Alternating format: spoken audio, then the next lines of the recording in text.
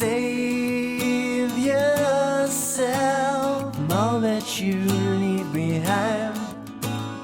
Brave yourself, the moments as they unwind.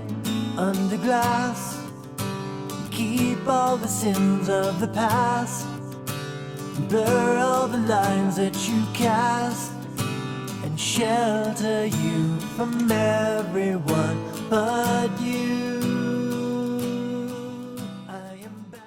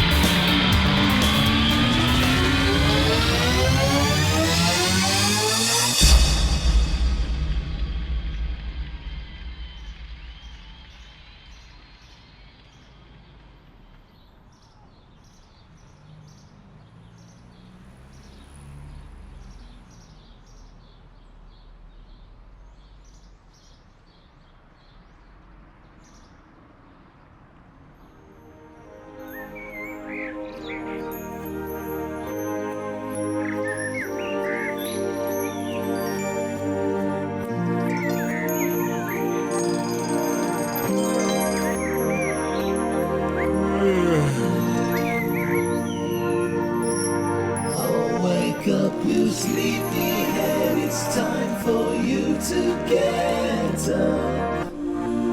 The world is waiting. The world is waiting.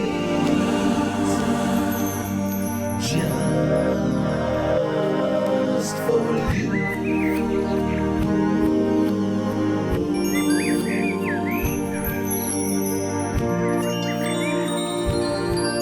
It's off to school now, little ones. Come on, give Mommy a kiss.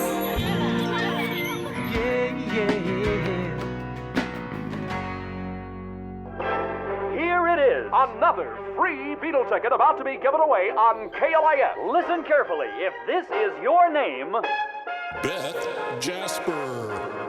you have 119 seconds to call. Oh, here comes the big parade. Join right in, don't be afraid. Soon enough, we'll fade away. Here comes. It was an era that had never been experienced in pop culture. A new sound and look that would change America in just 31 days. Almost 50 years later, they continue to be the most popular selling group in the world. Their musical influence can be heard in the recordings of thousands of musicians and groups around the globe each and every day. As we're setting the scene, as we're going to talk about the 1964 Beatles American tour, there's several things that leading up to that I think are important to point out. One, obviously, at the end of '63, we have the assassination of John F. Kennedy. Oh yeah, that was a biggie. That was a huge thing worldwide, obviously, specifically in America. So the mood of the country was, obviously quite somber. But what the Beatles really did more than anything than lift us out of the doldrums was that they replaced the news of the Kennedy assassination. That's all that had been monopolizing the news for all those months. For 2 months was Kennedy assassination, and if anything, they were a bright, fresh spot that replaced Vietnam and Kennedy assassination. But I can tell you, it really did make a difference for a kid. 11-year-olds well, absolutely. And plus, if it's going to consume the whole adult population, and of course the kids feel that. But then there's that brief it was only respite. 2 months. They came over. Yeah. It was 2 months later. They're in America. you know, and it was really, really It was an a emotional big thing. It was a healing, big- wasn't it? Yeah. Big release in a way, you know. So when was it in February? They came over to the States February for the 7th. Ed Sullivan show, yeah. They landed. They did Sullivan on the 9th. Okay. They did 3 shows. The third show, by the third Sullivan show, they were already back in England. That was taped. The third show was taped on the afternoon of the first show on February 9th. Oh, I had no So when you idea. saw the 23rd, it was taped on the afternoon of the 9th. Then they Wow, brought okay. in the live audience for the live debut. So they were gone by the 21st of February, but so the 23rd, when the okay. third show was broadcast, they were gone. $10,000 to do all 3 Sullivan shows. Well, because Brian Epstein, there was no precedent for this. I No. mean, Brian Epstein made horrible deals, but he had no Oh, yeah. idea. There was nothing to go off of. Oh, I know. Like Yeah. all the merchandising deals that he Oh, made. yeah, that you was, know, it's that was like- a fiasco. Oh my God! I mean, they lost out on so many people made so much money that they never saw. But you know, part of, you know. Oh yeah, well, and Brian, it was one thing funny about Brian is that, you know, he wanted to run this tour the first visit, Yeah. the Sullivan visit, Okay. to a T. He goes to Sullivan at one point and says, "I'd like to know exactly what the wording is of your introduction." Okay. Sullivan looked at me and said, "I'd like you to go away." I mean, Sullivan, you're not going to tell me what No, to do. I mean, that- Sullivan. Nice try, Brian, But yeah. anyway, they played 3 shows. They played the 9th. Yeah. On the 10th, they did press conferences in New York at the Plaza Hotel. Okay. On the 11th, they took the train to Washington Yeah, and right. played the Washington Coliseum, the first concert they ever Yeah. played in this country. 8,000 people in this boxing arena. Yeah. Then they came back the next day from Washington, and they played Carnegie Hall 2 shows, which was Okay. epitome of a rock group playing Carnegie Hall. So they played 2 shows there. Okay. And then, of course, eventually they went down to Miami to play the second Sullivan show, which was Okay. live The Deauville. from the Deauville Hotel. And then they took some time off. By that time, they weren't recording anymore. They'd already recorded the third show. Their first visit was pretty much a whirlwind. I mean, it was chaos. Yeah. I mean, New York City police. It was one of the most chaotic scenes that they'd seen in decades. They'd just gotten back from the first visit to America. They're starting on A Hard Day's Night, and there's multiple weeks of filming there. And of course, at the same time, they're recording the soundtrack album. So they're recording. They're doing TV specials. They're doing the movie, and then they go on a world tour in June, and spend the whole month of June doing Denmark, Holland. Yeah. They did Hong Kong and 3 cities in Australia, New Zealand.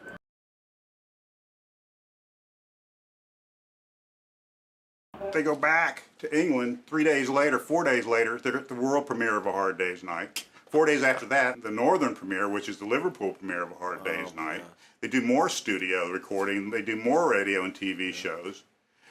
They go to Sweden for 2 days and play Stockholm. And then they get ready for their American tour in August.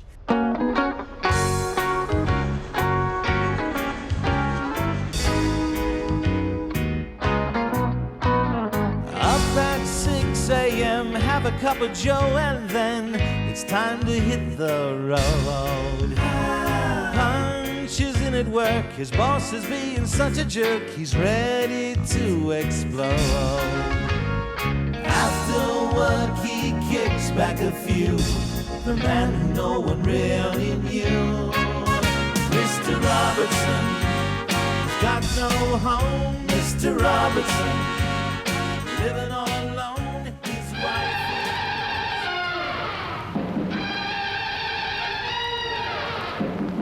The Beatles, one of the most electrifying names ever to hit show business. Here on Hollywood Star Newsreel is a dramatic, candid look at these incredible entertainers.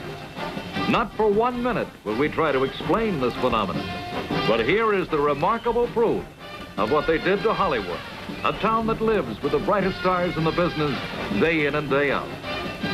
This is Los Angeles International Airport, besieged for hours with thousands of teenagers waiting for their idols. The arrivals of the Beatles' big Pan Am jet stretches their patience almost to the breaking point. And then it explodes.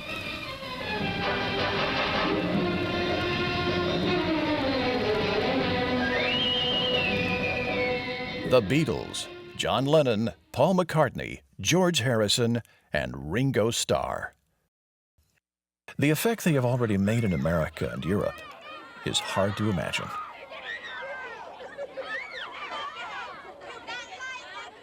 A press conference has been arranged, but as you will see, it is anything but organized.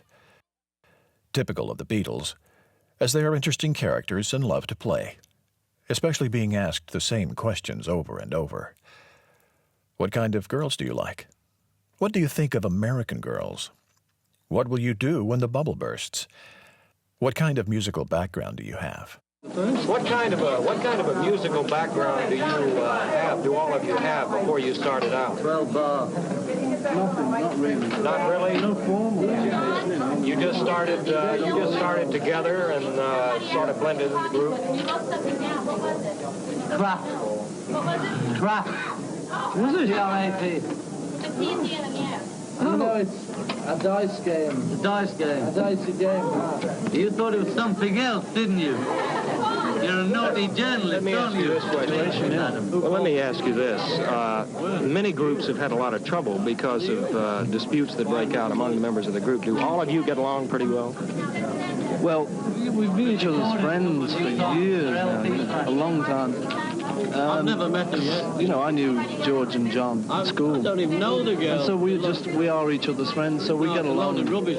You get along as pretty well. Best friends do, yeah, which is lucky. Yeah. It's good. I know nothing. Yes? You've seen the Stones, haven't you? No, we do get haircuts, actually, surprisingly enough.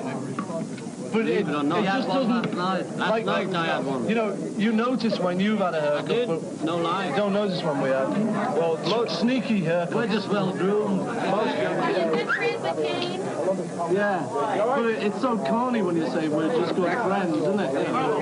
Yeah. But it's true. The airport authorities would like to close the thing down now. Are you all right?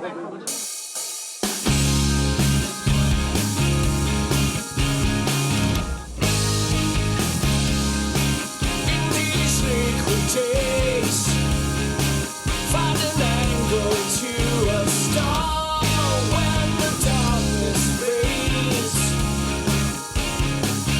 You'll know exactly where you are. Let's get to the part where we get to tear it apart.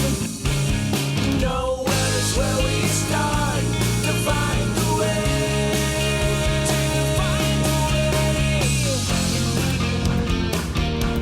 Are running down, back to zero. Some of what's around. Sneaking in the back way at their hotel, the Sahara, the Beatles are mobbed by their fans. This will happen at every stop on the tour. The skin. Take a moment from yourself. All the shit begins.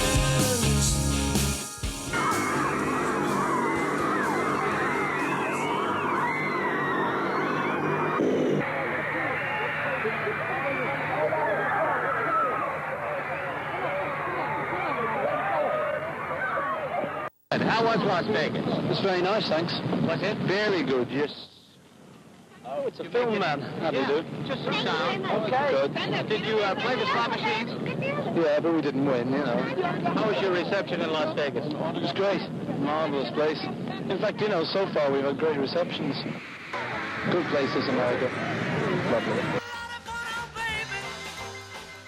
The show is a sellout, with 14,300 tickets sold. Scalpers are getting up to $30 for the $5 tickets.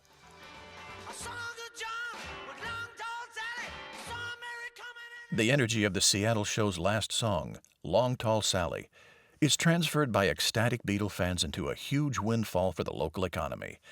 Beatles memorabilia sales skyrocket.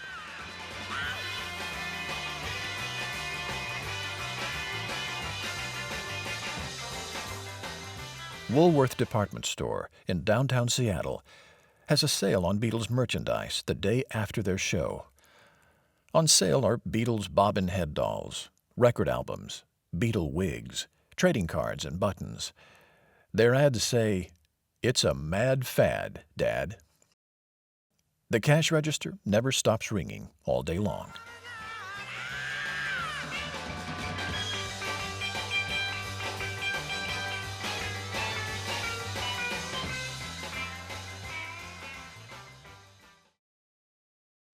The Beatles do a little fishing from the window of their Seattle hotel, the Edgewater Inn.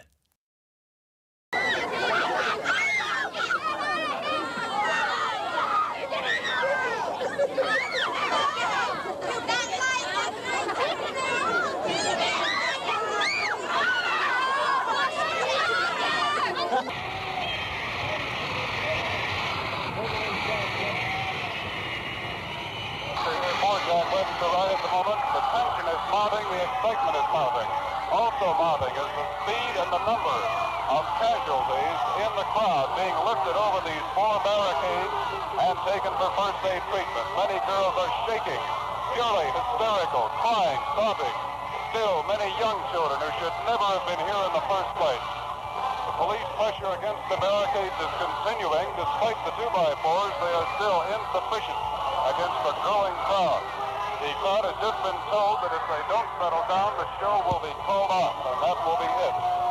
Jack Webster. When the Beatles come off that stage, they're not going to any dressing room. They'll be into that limousine and right out of the stadium just as quick as can be, and I think it's a good idea. Tremendous, but Jack, you notice this is the sad part. They're carrying kids off the field.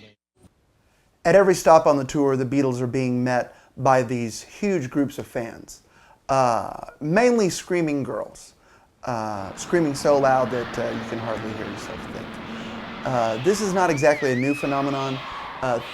There had been things like this before with, let's say, Bing Crosby or Frank Sinatra or Elvis Presley, but we had never seen it on such a huge global scale.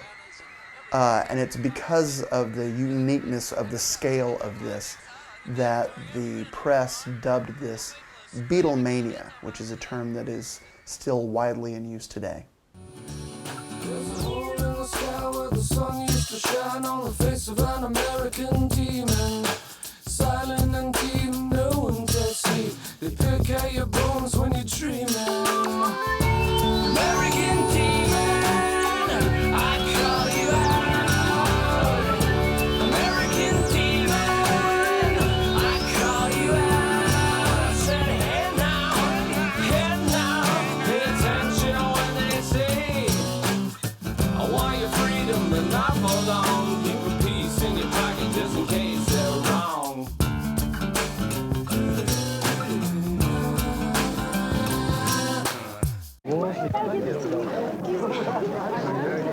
Where are they?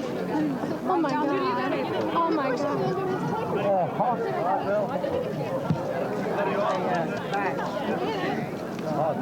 Okay, now, can we have everybody please in this area?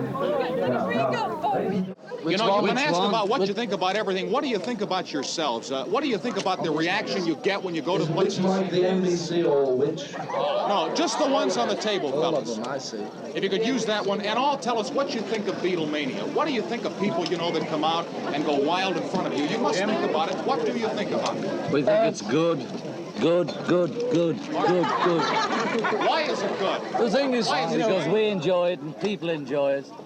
It's happiness. Happiness to all the people we bring you. We used to enjoy going to shows ourselves, you know, and seeing the people we liked. What kind of shows did you used to go to? Rock and roll shows. What did you used to like? What did you used to like when you went to shows? Rock and roll shows we used to like. We were in the midst of a discussion. They say they used to act the same way some of their fans do, and I would like to find out what did they used to go to that caused this reaction in them? Rock and roll shows. We used to just go to shows, mainly American artists visiting Britain. People like Eddie Cochran. Do you classify the material which you use in your performances as pure rock and roll, or is it something else? And if it is something else, what is it? Well, it's near pure enough. rock and roll, only we write most of it. That's the only difference. And if it isn't, it's near enough, you know. Thank you very much. Would you care to venture a guess as to how long you think your success as the Beatles might last? No. Oh, it's gone. No. I asked how long would you like it to last? Just a moment, please. I asked Elvis a couple of months ago if the Beatles bugged him, and he said not at all. He was very happy about the whole thing. I'd like to ask what kind of opinion the boys got on Elvis. What opinion does the Beatles have of Elvis Presley? We've got all his early records. It's not a joke. That's true.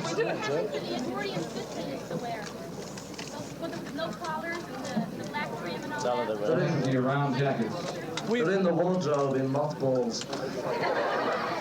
Yes. I'm going to ask the Beatles what they think of Barry Goldwater.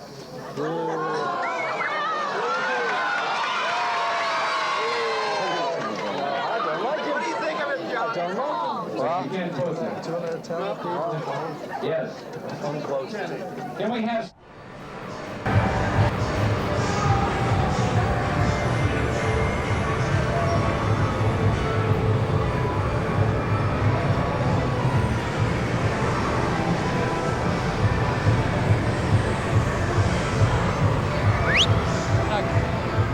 I think we better give up and give them what they want, huh? Okay. Ready? Here they are! The Beatles!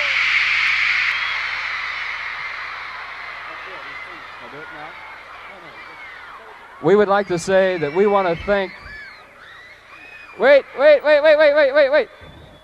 We want to thank all of you on behalf of all of the disc jockeys at KRLA for your great participation, and we love every one of you. Believe me, we do. I'd like to say it's been a pleasure working with these fellas and having the fans that we have that made KRLA #1 in the past few months. I think we better give up and give them what they want, huh? Okay. Ready? Here they are! The Beatles!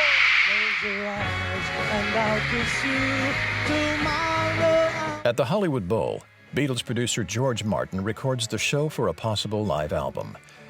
After listening to the tapes, he decides the quality is not good enough for a release. The tapes sit in storage until 1977, when, combined with additional 1965 Hollywood Bowl recordings, they are finally released as the Beatles' only official live album.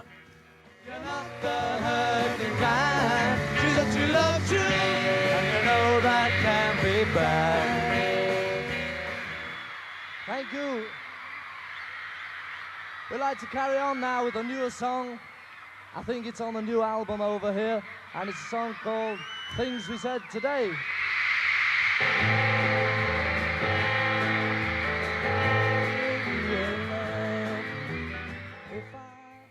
After the show, the staff uses a limo as a decoy while putting the Beatles in a Dodge Dart so they can escape unnoticed. This is the home at 356 St. Pierre Road in Bel Air where the Beatles are living during their stay in Los Angeles. The gates are chained and padlocked to protect the privacy of the mop-haired quartet from Britain. It's reported the home has been leased to them so that they can have some privacy. The location was supposed to be secret, but it has been found out by a number of the teenagers, and we also managed to locate it. It wasn't easy to find the place, but we managed to by following the trail of teenagers leading up the hill here. This is Derek Taylor, press officer for the Beatles. Mr. Taylor, what's it like living in a state of virtual siege like this? I don't know what it would be like not to. It's part of life now. The screams are sort of like a background now, like birds in the trees, you know? They're just there all the time.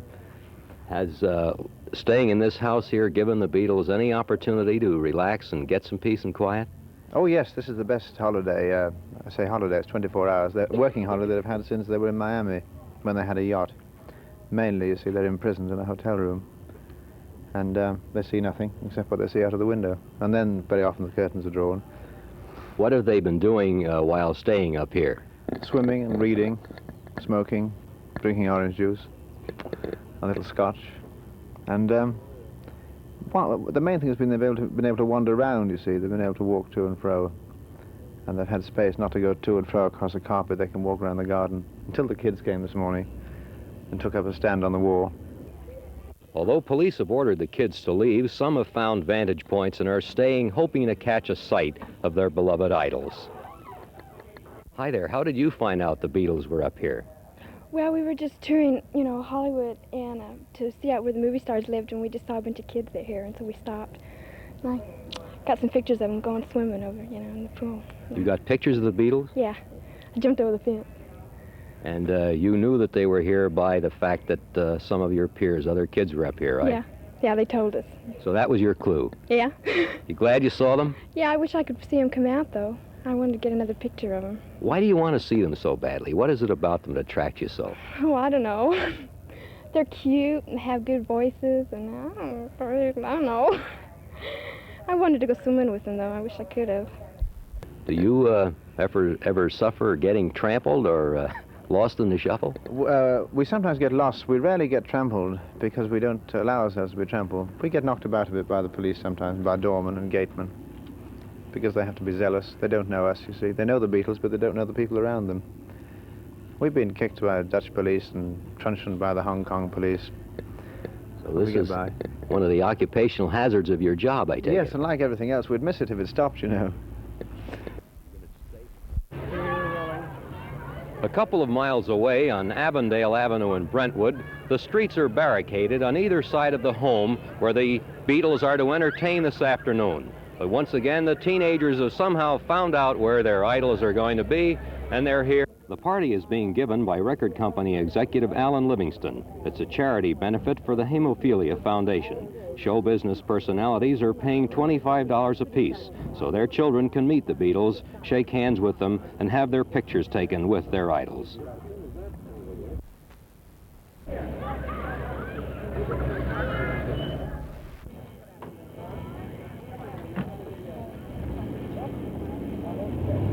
It's a big treat for the Moppets of Movie Land on this afternoon of Beatlemania. Here's Hedda Hopper, hat and all. Without her, no Hollywood party would really be complete. Here's Edward G. Robinson among the early arrivals at the party this afternoon. Here's John Forsythe. He's brought 3 children with him. What do you want? Well, what are you going to do in there, Groucho? Are you going in to listen to Beatles? I'm going in and get drunk. You wouldn't dare.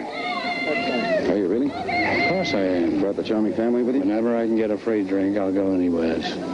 You bet your life. Yeah. That's a very funny one.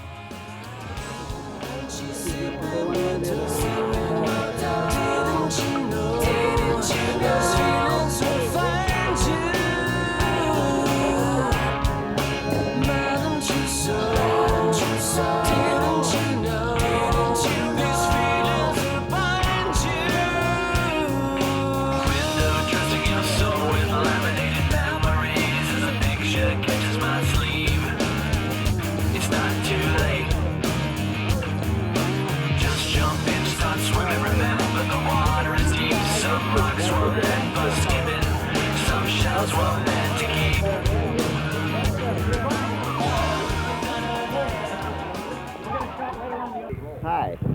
Mayor Yorty, Mrs. Yorty, are you folks Beatle fans too? Well, I'm anxious to meet these young men because they certainly have proved to be very interesting. My son Bill heard them last night. He said what he could hear of it. He thought they were very good. Bill? Mostly heard yelling. Bill, what is it about the Beatles that attracts you? Oh, I don't know. They're different in a way. I mean, they seem to be an excuse to let yourself go for most kids, but I don't know. I just think that they're the only really relaxed group that you can see. Everybody else seems to be nervous up there, but these kids just have a good time when they're up there. It's quite amazing. That's what you like about them? Yes, really it is. Okay, thank you. It's very pleasant. It's like a lot of the Hollywood houses we've seen all our lives in films. Very big, full of marble and glass and heavy carpets, and a pool, which is very unusual. Very few people have pools in England, you know. So this is a change for you. Oh, it's the first time I've ever seen such a thing. I mean, the English provinces, you know, are not terribly glamorous. The police struggle to hold the lines back to keep the crowd in order. It's not a simple job. The men have been chosen for their burliness here. They're having a tough time holding the kids in line.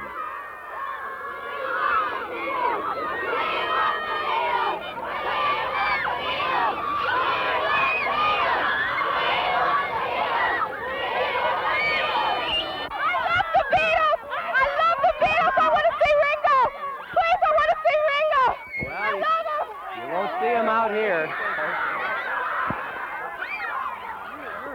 Yeah, I know.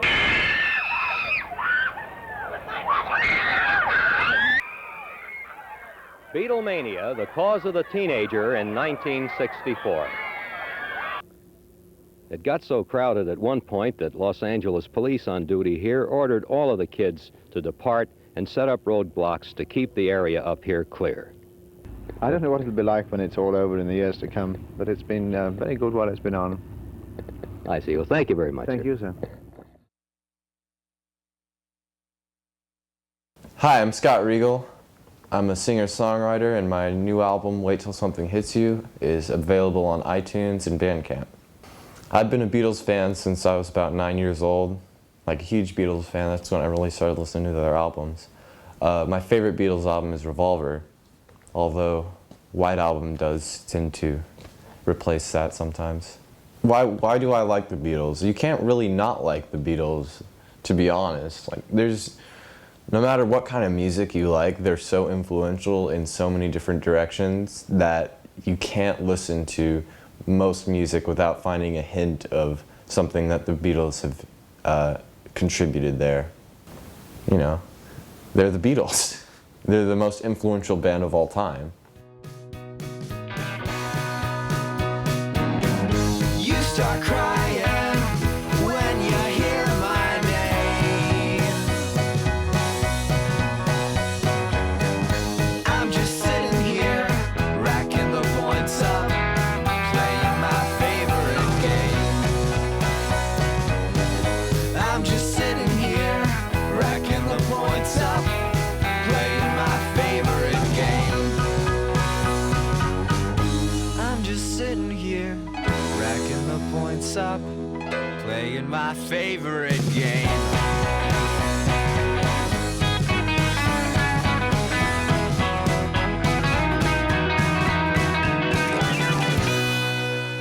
If you are a part of the pop culture of the 20th and 21st centuries, you cannot ignore the Beatles.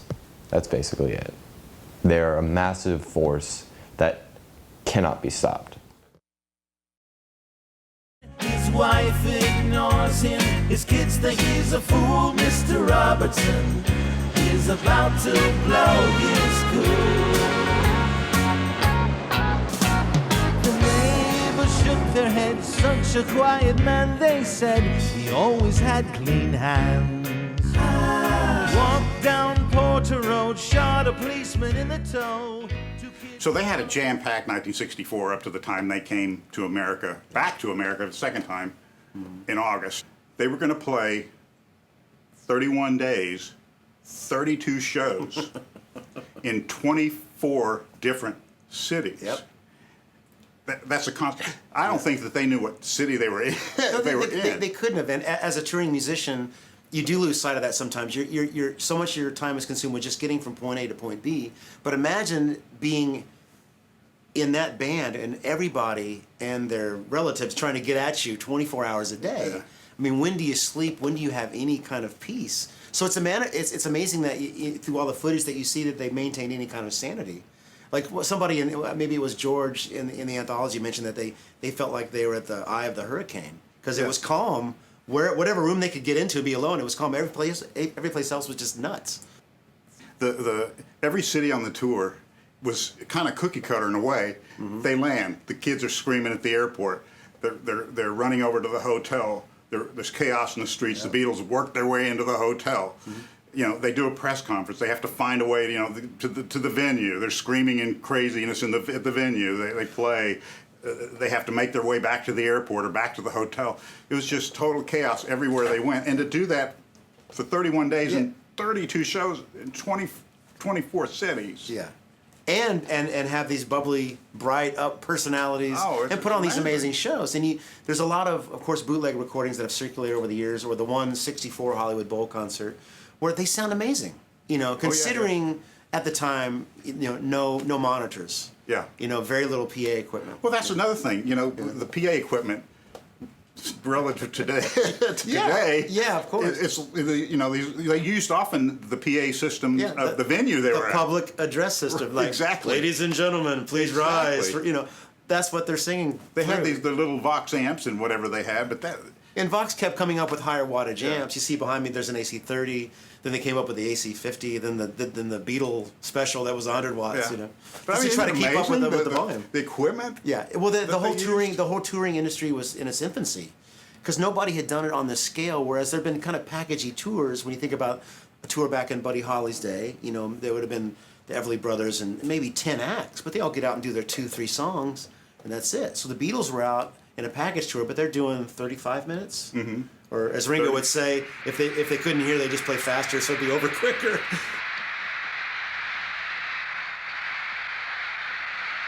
The Beatles come on, and they never ever played more than 30 minutes. Yeah, that was pretty much 25 to 30 minutes, maybe 32 minutes. They only played 11, 12 songs at the most ever. The ticket prices, the ticket prices are only $4 to see 5 groups, including the Beatles. Yeah. You know, it was just kind of being invented. They were clearly the first to be playing the arenas. You know. Yeah, they but were. with very little besides their energy and very little amplification to get it out there. That's why most people the people that were actually at these concerts back in the day, they usually said they couldn't hear the band because the screams were coming so loud. Yeah. They liken it to being standing in front of a jet engine.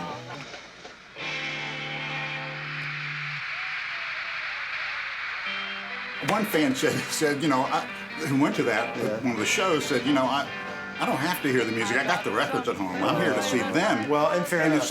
It's like they just wanted to see them because you know what? Up to that point, everything was black and white. Yeah. When you saw the Beatles in A Hard Day's Night, color. black and white. Ed Sullivan, black and white. Here are the Beatles in full color. You know what's in front of you, and you're going, whoa. That's a really amazing thing that you point out, because when I think of Beatles in 1964, I think of them in black and white.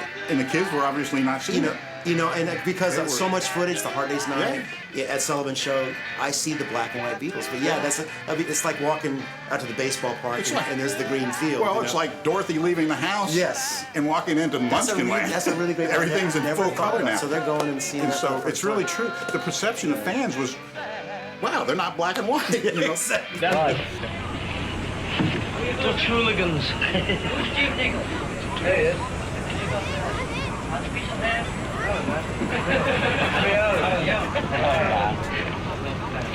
Fish eyes, fish eyes. Go away with your fish eyes. Fish eyes, not allowed. No good. Fish eyes, bad No fish fish eyes. You normally get what in the elevator.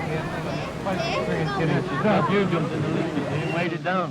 Is that what it was? Yeah. You were are you mad at the press? No. Huh? Never mad at the press. We got the impression you might be a little rude, or you know, upset. Did you have a bad trip? We're only as rude as the people we meet. Well, that's true. Well, you certainly had no occasion to be rude, did you, John? I didn't even see, actually. No, well, somebody made a remark in the back of the elevator. Yeah, well, the thing is, the lift was crowded anyway, and then the press try and jump in. Let me ask you both this. Have you ever tried to come into a city, say, unannounced, rather than cause all this fury? Yeah, George and I passed through Los Angeles on the way back from a holiday in Tahiti, unannounced. Only the Pan Am people, or somebody knew the plane people, so I go and get it.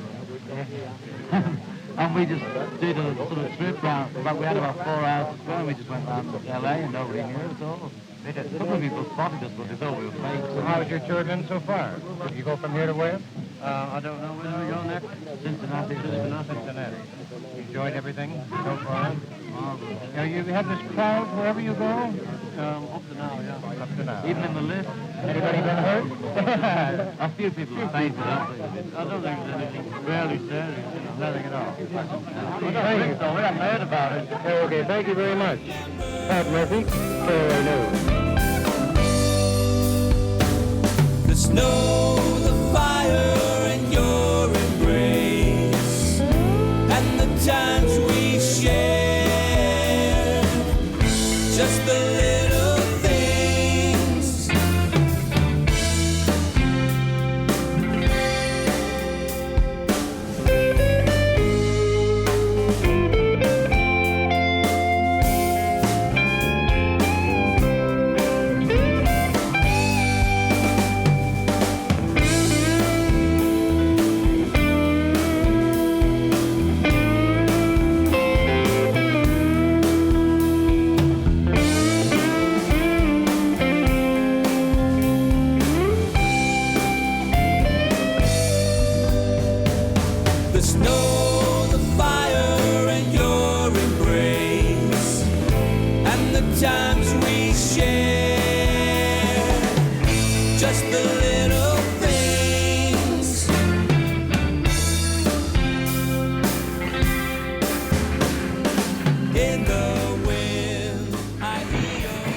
was happening in, the 50s with Ed Sullivan into the 60s, that was the main show that everybody watched for all their entertainment, and the new bands got broken on that show.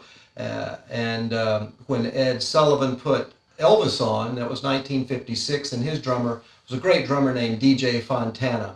And DJ was coming from the swing jazz background where drummers held their sticks in sort of a marching field drum position. The stick was in the left hand was like this, and it had this angle to play on marching drums. That's where that started, and then jazz drummers and swing drummers kept playing like that.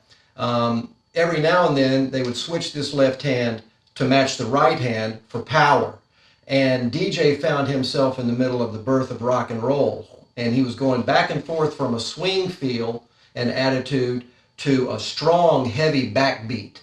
So he would switch grips. You see him on Ed Sullivan in some of those clips playing like this and then playing like this, and he was in the middle of that transition. He was the drummer that represented that transition to millions of people.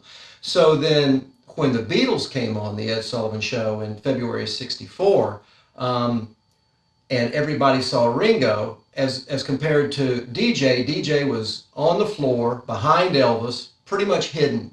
You couldn't see him very well. It was all about Elvis, and he had a backup band. Then when the Beatles came on, this was a whole other situation. Now the drummer is on a riser that's about 5 feet up, and he's towering over these other three musicians that are in front of him. And immediately you realize this drummer is an equal. This is a band. This isn't a star with some backing musicians. This drummer is an equal part of this band, and he's really got something to say, and look how great it is. He's up on this pedestal. And Ringo is playing not back and forth, but Ringo has embraced holding both sticks with the match grip, because this is hard rock and roll, and he's got to lay this beat down. And there was no forgiveness, there was no apologies. It was, let's go for it. And he's smiling and grinning, having a great time. Obviously, that hair's flying, and he's sloshing around on those cymbals and crashing, and just, he was just a visual feast. And immediately the next day, thousands of people decided they wanted to play the drums. And they went to the local music store, and they went to whoever it was that they could talk to about getting some drums, and they were typically Ludwig drums because that's what Ringo was playing. And they thought, well, that's what I need. I need some Ludwig drums, and I'm going to grab me a couple of sticks and start playing.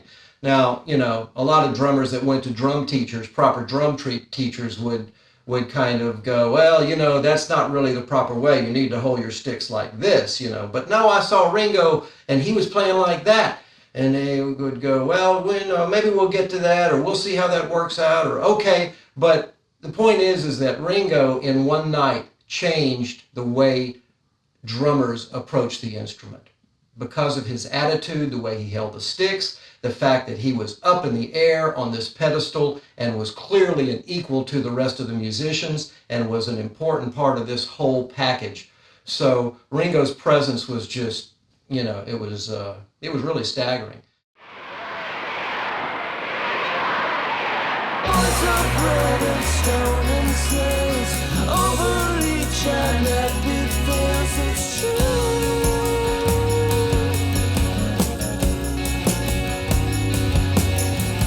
Curses spawn of sugar spice, misdirected sacrifice for you.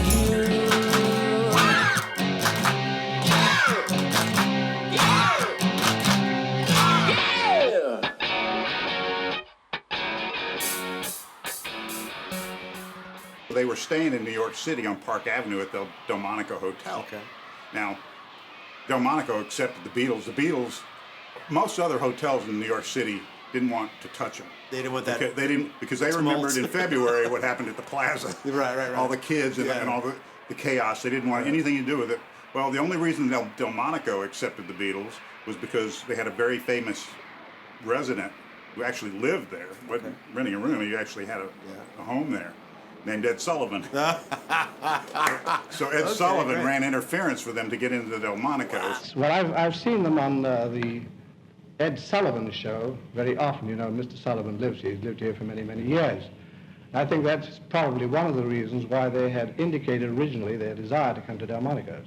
So during the 2-day period where they played Forest Hills, they had their first meeting with Bob Dylan, who they greatly admired. He was brought up to their suite at the Delmonico by Al Aronowitz. Al Aronowitz had done an article on them, a cover story for the Saturday Evening Post about them earlier in the year. Big rock journalist. So he brings Dylan in.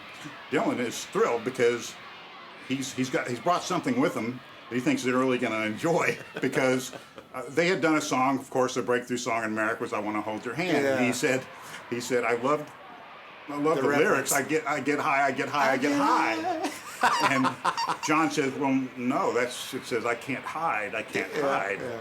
And Dylan was like, oh, he thought it was a drug reference. Well, he had brought some marijuana with him. Now, the Beatles in Hamburg 3 years earlier had done marijuana, but it didn't have any effect on them. So they went into a back room. Okay. They wet some towels, they stuff them under the doors, they close the blinds. Yeah, right.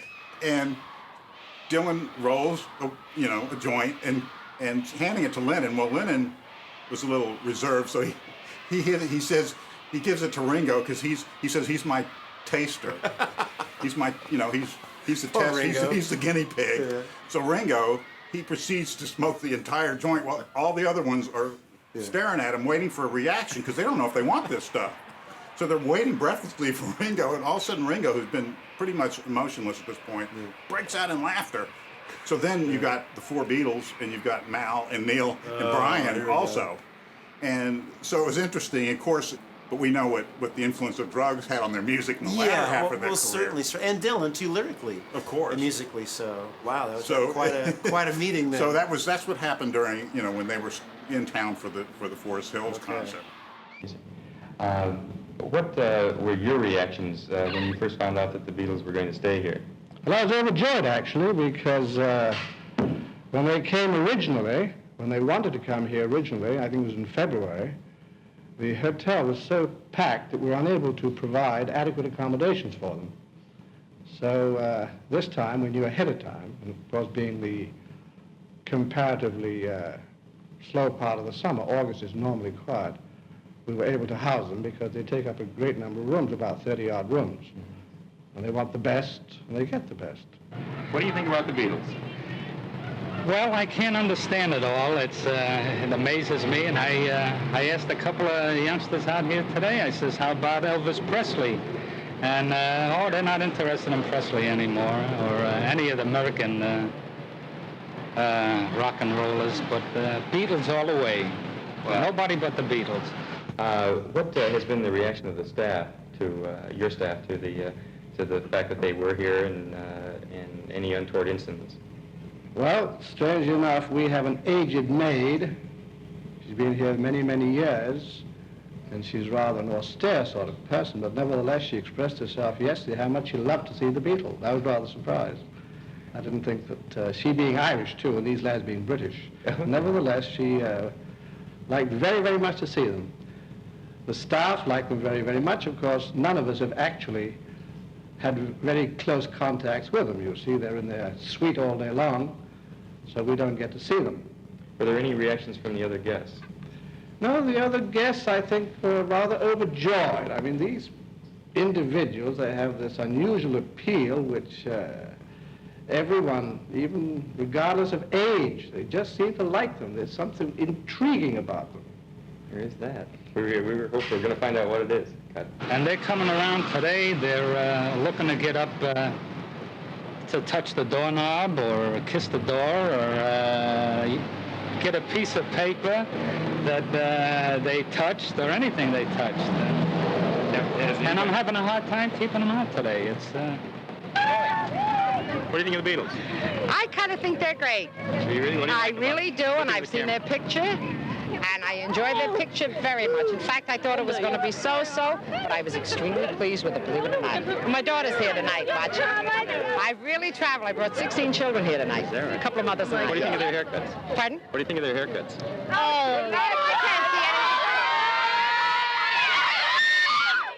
anything. I don't see anything wrong.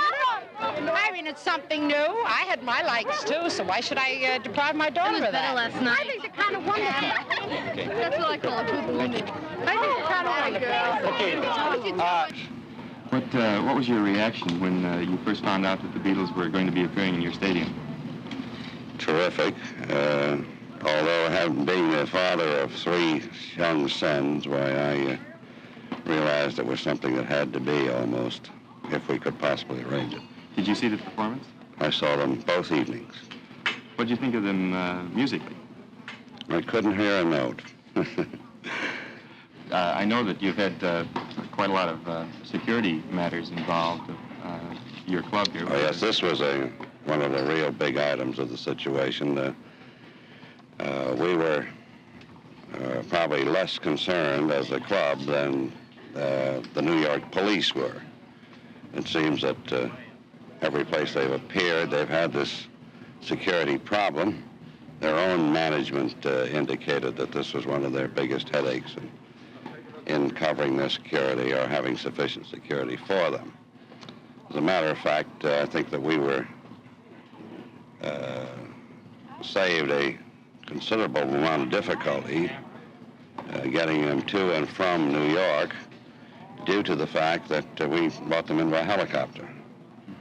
And this permitted all the people that were present at the performance to see them arrive and also to see them depart. What do you think of their music? Do you buy their records? Yeah, I like their music. I think it's a different kind, yet it's a kind that you can dance to and you like to listen to, and it's a good listening music to my ears, I guess. Although Friday night when I went, I couldn't hear anything but screaming. Most people said that too. So it was fun though. It was an experience to see the stadium so packed and just people. It was one moving body at times where they just yell the Beatles, and it was just one thing, and you couldn't think so many people could be just all together, but it was amazing. It really was. Around the room, it's just me and you.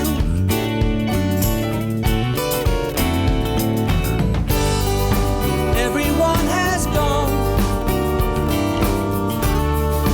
Everyone has gone. Everyone has gone. Gone back home.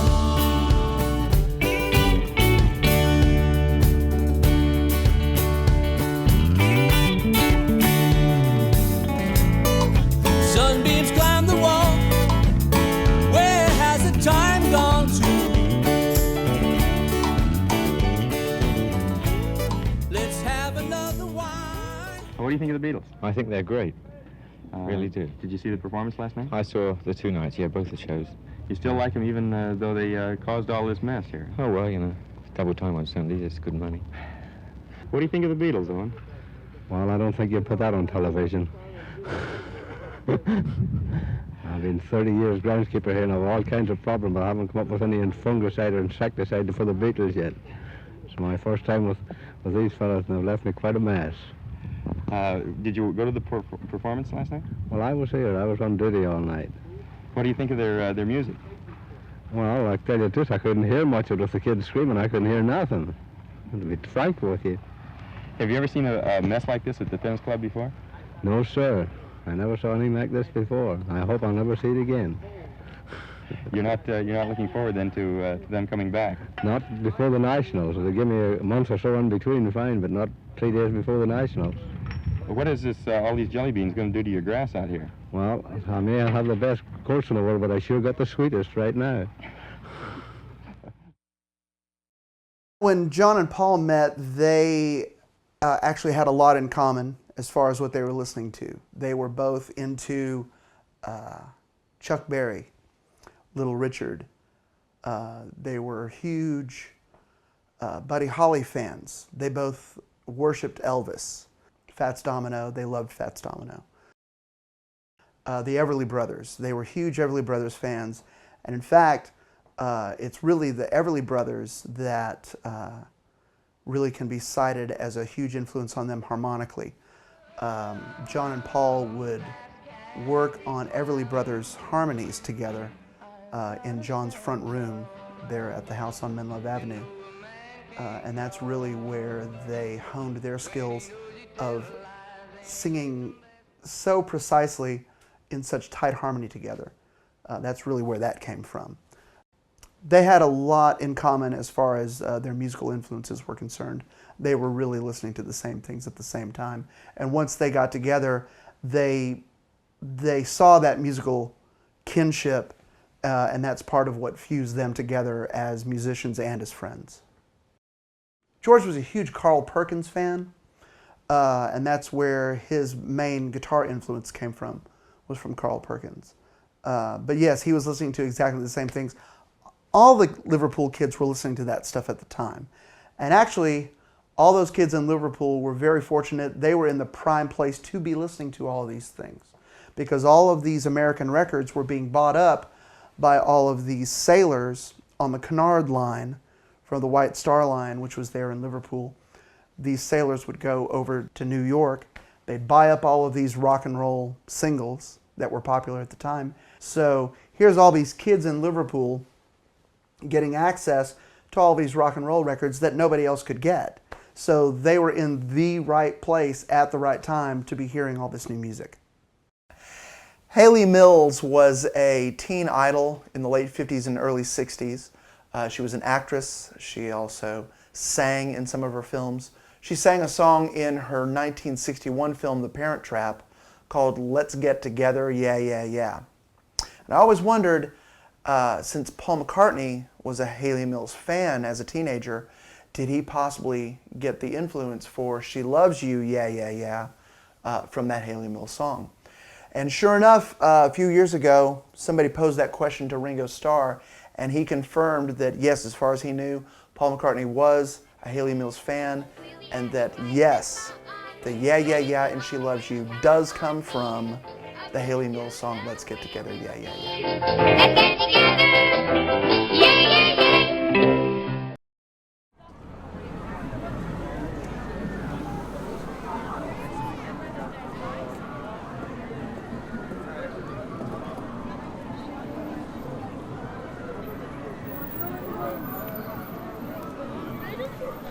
John, when they stormed the stage last night at Forest Hills, I'm sure that's happened to you before. Do you ever get worried that they might get through? No, we always have hysterics when they get on stage. Because the one last night got George, and I could hear all wrong notes coming out. He was trying to carry on playing, the girl hanging around his neck. It was funny. You ever get frightened at any of these experiences on stage, or when you're being pursued, let's say? Not really. We get battered mostly by people trying to guard us. They get in the way half the time. They're always grabbing us and shoving us in the wrong thing. But on stage, I always feel safe even when they break through. I don't know, it must be some kind of, I just feel as though I'm all right when I'm plugged in, and I don't feel as though they're getting me. I wondered about it last night, John, when you... do you know that the guitars are in tune? I noticed, they put them there on stage, you come running on, and there you start. How do you know they're in tune? Do you tune them beforehand? We usually tune them beforehand, yeah, and then before they're taken on, so as we know that they're in tune. But last night mine kept going out of tune, don't know what was the matter with it. I have heard reports that you really aren't singing during this tour because of the noise, that you're just lip syncing more or less. Is that true, or are you singing? No, we're singing like mad. I see places like the Hollywood Bowl, we were heard, good acoustics, even though the crowd was wild. There's a couple of places we've been heard quite well, better than we've been heard for years. This is a question that's asked by quite a few listeners. How many instruments do you guys work with all together? Do you need various instruments, or how many guitars have we got? How many guitars? Oh, I've got about 4 or 5, and George has got about 8. Paul's got 2, I think. John, thank you very much. Thanks, John. Goodbye. Thanks. Hello, this is John Lennon saying hi to everybody in Miami. Sorry we're not coming to see you this time, but we'll see you next time. Keep swimming. Paul, we've been traveling with you. Do you find the tour tiring so far? No, all tours are a bit tiring anyway, because they're tours, But this one is no more tiring than any others. In fact, we're having a great time. September 21st, the end of this American tour. Now, what do you do when you get back to London? Well, I think we've got about 2 weeks in which there's nothing really fixed, but we've got to do a lot of recording. And actually, John and I have got to do a lot of writing too of songs. For records, generally, you know, but we haven't written many yet. You know, at every news conference that we've been to, it seems always the question of how much money do you make comes up.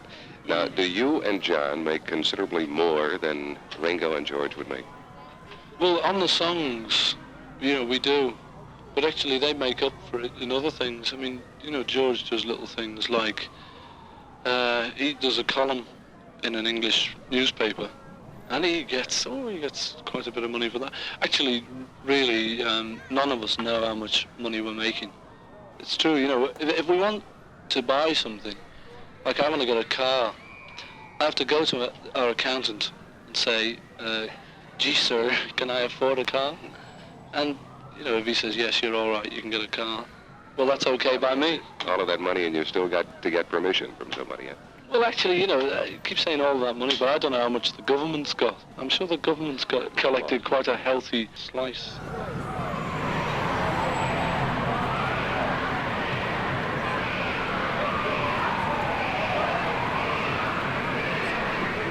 Today, the youngest generation of musicians are affected by the Beatles in style, writing, and ideas. Hi, I am Griffin Tucker. I am 10 years old.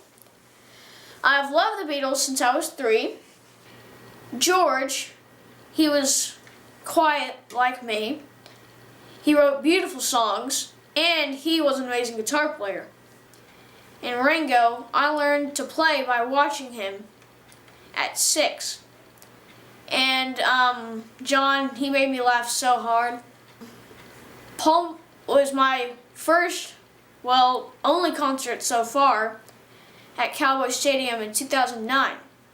And I am in a Beatles tribute band. And that's it. I love the Beatles. As he blew away Dr. Lace, tears were running down his face.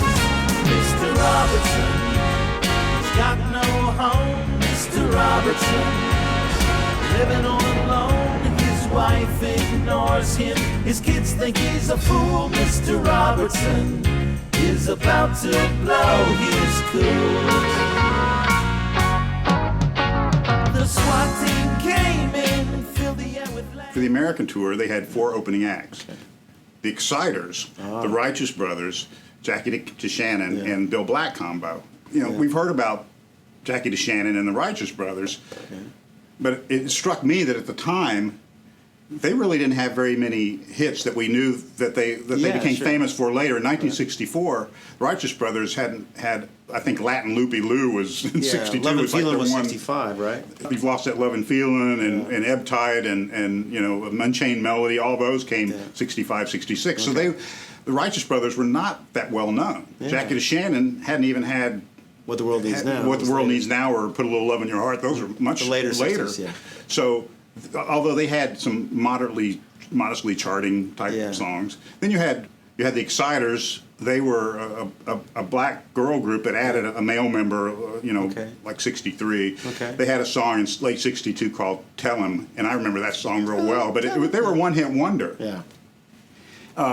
So, and then Bill Black combo. Bill Black, of course, was Scotty Moore, was Elvis's early backup guy, and in the late 50s he started the Bill Black combo, but then he got very ill. In fact, Bill Black wasn't even on the Beatles tour. He passed away in 1965, so he was only, he was too ill the last 2 or 3 years of his life to do much performing, and he was not on the tour with them. But now the Righteous Brothers particularly, I think they thought that they were big news. But they were big news on the West Coast. Well, that's great when you're in San Francisco and L.A. and as the tour moved eastward, people really didn't receive them very well because they hadn't heard about them. Their fan base was basically on the West Coast, and they hadn't had their big hits yet. So they were in Denver. The crowd wasn't reacting to them. They were starting to get a little bit miffed about that. So they just they were kind of biding their time. But then what happened is at Forest Hills, there was one incident that kind of broke the camel's back. The Beatles were in Midtown Manhattan, and they were Norman Weiss, who was head of GAC, who was helped organize the tour, was trying to figure out how to get the Beatles out of Manhattan into, outside of New York City, where the Forest Hills tennis court was. Okay. He was trying to figure out how to get them out of Manhattan. He was afraid that if they got into the tunnels, and the entourage or the caravan was stopped in any way, inside a tunnel, it would be terrible. So they were going to take them by helicopter. So they took them to the Wall Street heliport, and they were going to fly them out there while the show's in progress with the opening acts. And this glass door, Mr. Carroll, is the escape hatch that the police used for getting these young gentlemen out to their cars in order to not, what should I say, that the young girls wouldn't dash over the way they had done. And it was worked very successfully. As a matter of fact, what was most unusual I'd never seen done before, and that is that these two cars went against the traffic. It's the first time I've ever seen that in New York City. So it just indicates the stupendous appeal that these four gentlemen have. For some reason, and they were supposed to, they were supposed to land fairly early, but they got delayed. The pilot couldn't get clearance to take off. Okay. So they were delayed, and so when they finally arrived at Forest Hills, here's the helicopter coming in. Of course, kids looking up, there's the Beatles. They know what's up, right? Who's on stage at the time? It's the Righteous Brothers. Oh, no. Nobody cares what these guys are saying. So they were miffed. I mean, the Beatles landed during their set. The kids were no more paying attention to what was going on stage. Sure. And so the next night, after the second night at Forest Hills, the Righteous Brothers quit the tour. Wow. They left. And then they picked up a New Orleans R&B guy named Clarence Frogman Henry. Wow, yeah. Who had a song in '56. Yeah. That was called I Ain't Got No Home. Okay. And he had a frog voice in part of the song, so he was Frogman Henry. And he was, but again, kind of a one-hit wonder. Right. But he took up the slack when the Righteous Brothers left, and he played 18 dates with them from Forest Hills until the end. Yeah. So there were actually 5 groups that were opening acts, but only 4 at a time.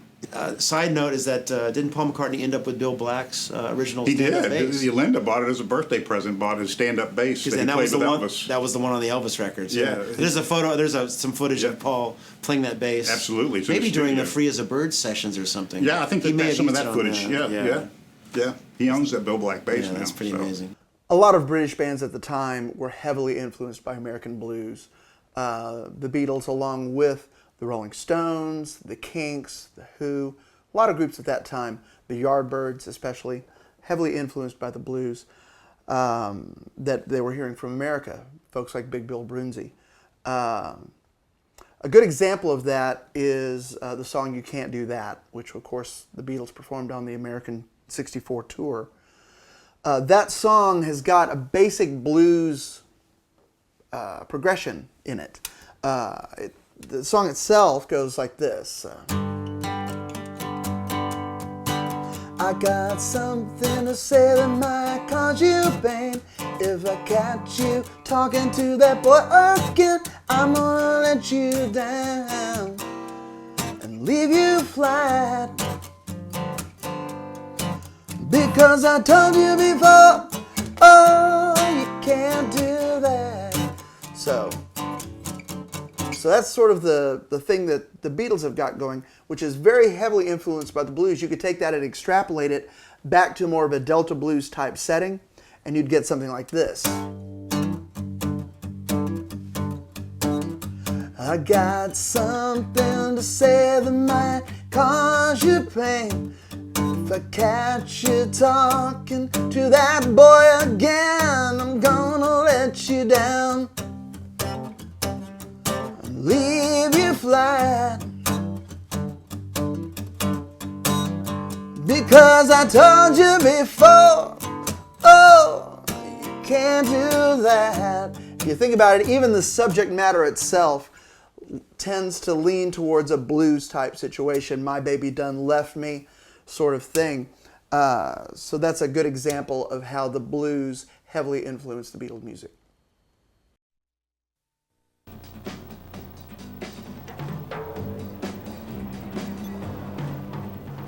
The old axiom, there's no business like show business, is trite but true. In the early morning hours, the show began. Arriving at Weircook Municipal Airport, the Beatles got their first view of Indiana. The fans, few in number, were shocked that the moment had really arrived.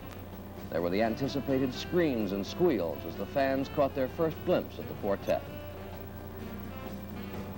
The security precautions, far more elaborate than when the late President Kennedy visited the same airport, included landing the plane at a little-used section of the field and surrounding it with 60 policemen. Born in Liverpool, England, a town referred to by some cynics as the Brooklyn of Britain, among people described as fun-minded and earthy, the Beatles have become used to the crowd. They know its power. They're dependent upon its applause. Tomorrow, there will be 26,000 at the Indiana State Fair waiting to see them perform. Tomorrow, the crowd would grow in size, becoming capable of any emotion. Now, however, things were proceeding according to a carefully plotted master plan, conceived months in advance. The dull monotony of constantly getting off and on airplanes in a strange country often confuses George, Paul, John, and Ringo. Sometimes it's difficult for them to determine exactly where they are. Once the cameras begin to grind and the many flashbulbs begin to pop, the Beatles are at home. These are the sounds they know and understand. The Beatles, famous for the Mersey sound, stopped in Indianapolis in the midst of a 33-day tour of 23 American cities. The entire tour is expected to gross $2 million. For the 2 shows at the Indiana State Fair, they were to receive $100,000. And then it was time to leave. The policemen, taking a deep breath of fresh air, prepared themselves for the hours and minutes yet to come.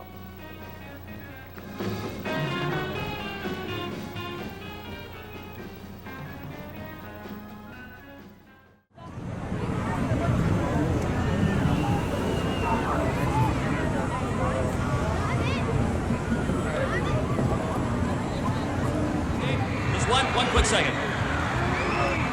Thanks a million for making such a great crowd. I didn't come up through the Frank Sinatra age. I think Frank is one of the greatest. I missed the Sinatra era.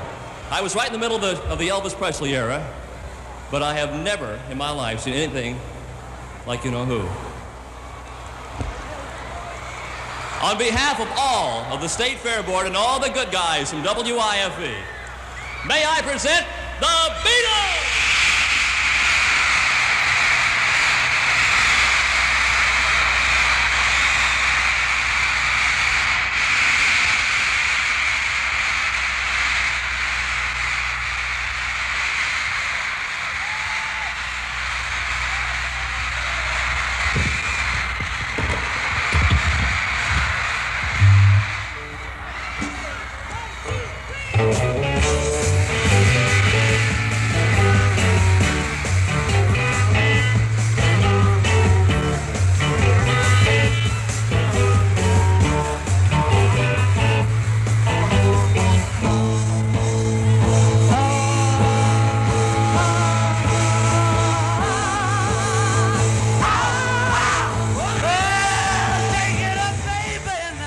At the start of the show, George is playing a 12-string for Twist and Shout, which is odd because he actually recorded that song and would normally play it on a 6-string guitar. The reason for doing that is that he didn't want to have to take the time to switch to the 12-string for the second song on the set, which is You Can't Do That, which is normally played on the 12-string Rickenbacker.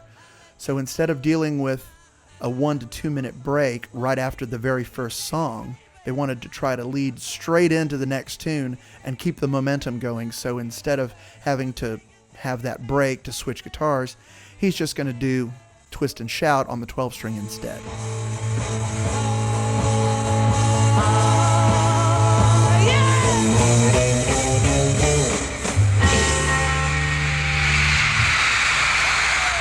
Oh, it's all good fun. Sammy Vito, just sort of sing, shout, anything, you know. The set list for the tour was chosen very carefully by the band. They wanted to get the best reaction possible from the crowd, so they chose the songs and the song order very carefully. They didn't just choose their favorite songs or anything like that. They chose songs that they knew they would get a big response with. The set list was chosen based on their years of experience in putting together shows in Hamburg and in Liverpool. They had lots of experience in how to put together a set that would really galvanize and energize the crowd. It was a concerted effort to get the crowd to go along with them on this emotional roller coaster, if you will, that would then lead up to this huge crescendo at the end. Everybody don't be so, everybody love. No, no, no, no. Say it, go down the way, and I'll be satisfied. Tell me that you want the kind of thing that money just can't buy. But I don't get Larry Kane was a radio journalist who was hired by Brian Epstein to travel with the boys on this American tour and report back his experiences. He later wrote a book about these experiences called Ticket to Ride, and in it he does make reference about a young boy at the Indianapolis show that he ran into in front of the stage. He writes, "One vivid image I'll never forget is of an ice cream vendor who stopped in place, stared at the Beatles on stage in front of the grandstand, and started crying. I said to him, 'Is something wrong?'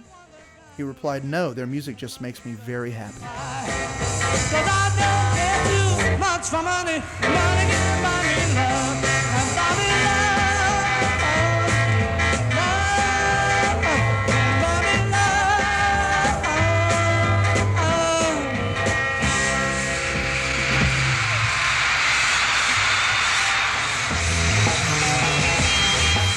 Ringo is having to sing into a microphone as he sings the song Boys. They've got the mic on a straight mic stand, and he's having to place that right in the middle of his drum kit, right there between his legs. Kind of makes it difficult to play your drum kit properly. Of course, nowadays we would have what's called a boom stand, which allows the microphone to be suspended right there where your head is. And yet you could play the rest of the drum kit unencumbered.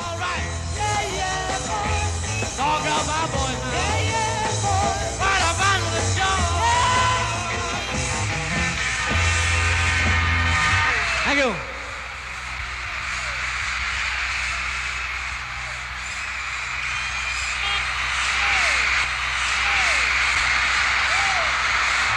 Thank you. Thank you, Ringo. Thank you, John.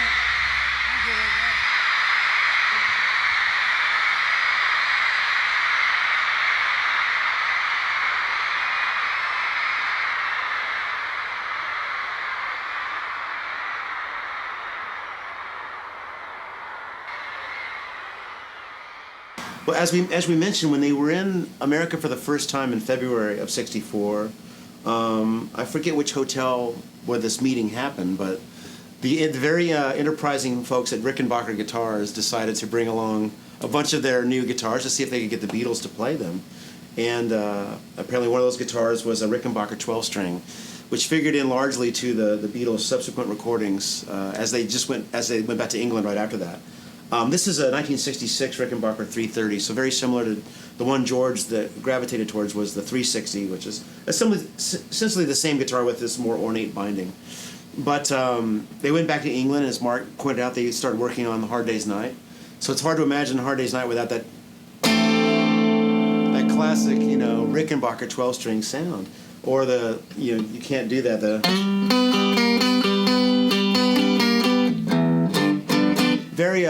Very signature to that early to mid '64 Beatles sound, and then George proceeded to bring it along with him when they toured the States, and you can hear it in evidence on the Hollywood Bowl recordings when they open up with "Twist and Shout." That's their first song, but you hear George playing it on the 12-string.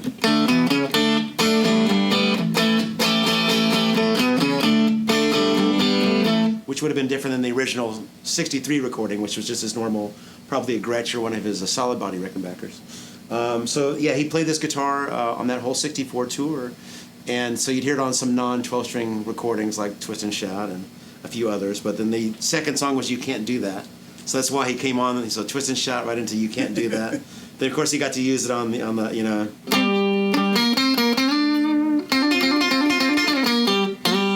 Hard Day's Night, which would have been a new single at that point, right? Yeah, very. So a very new single. Or when John says, we'd like to do an old song some of you older people might remember from last year. It's called She Loves You. From last year. Yeah, here's one of our old songs from last year. It's an oldie. An oldie. Yeah. The guitar you have, right? I should say the guitar you're playing has 12 strings. Now, before the song "If I Fell" during the act, you changed guitars. What is the reason behind this? Because it's got a different sound, you see. With the 12 strings, it's 2 sets of each. I mean, there's 2 lots of each string, you see. Only instead of it being tuned the same, they're in octaves, you see. So instead of getting this note, like you would on an old one, you get. So you get, and both together, so it gives you that noise, you see.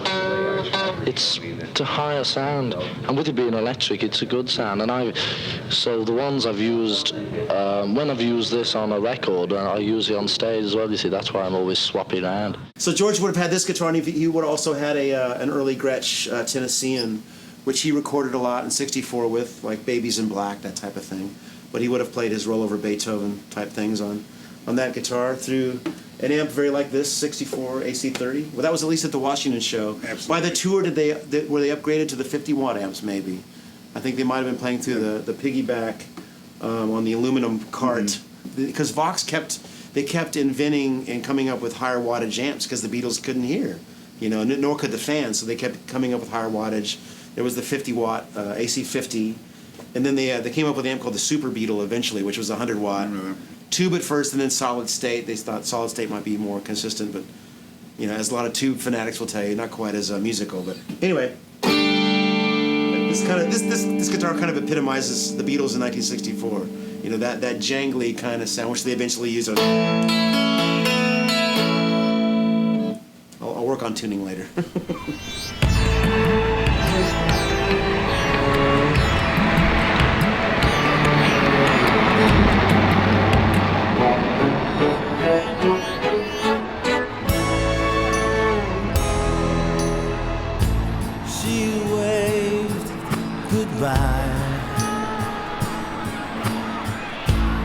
He tried and tried to keep it all locked up inside and to just go on with his life. But midnight brings confusion and the doubt. He has to let it go or let it out. And that's why God made tears, created them to fall when we have lost it all. And that's why God made tears, the wounds that run so deep, the scars that never heal. That's why God made tears.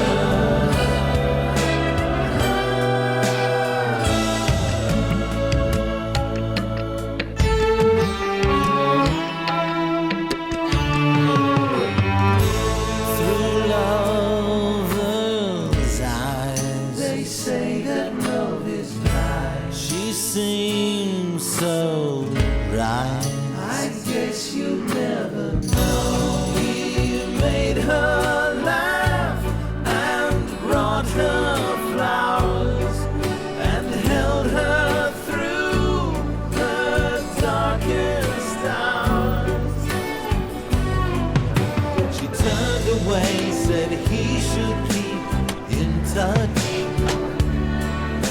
She had to go 'cause she was in a rush. And that's why God made tears, created them to fall when we have lost it all. And that's why God made tears, the wounds that run so deep, the scars that never heal.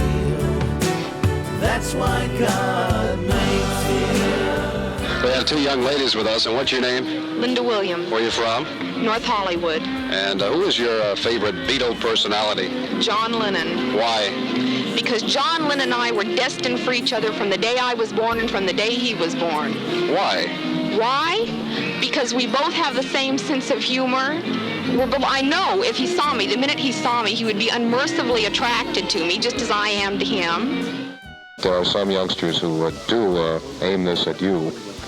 A tremendous compassion and admiration for the Beatles in terms of a young lady feeling as though, even though she's never met the Beatles, feeling as though she's married to one of them, or feeling as though she has this personal connection. And I saw some very explicit examples of this lately. Do you think this is going a little bit too far, maybe? I don't know. If they weren't sort of thinking or doing things connected with us, it'd be about something else. So I don't really think it's going too far. You know, there are people who are slightly nutcases, as I call them.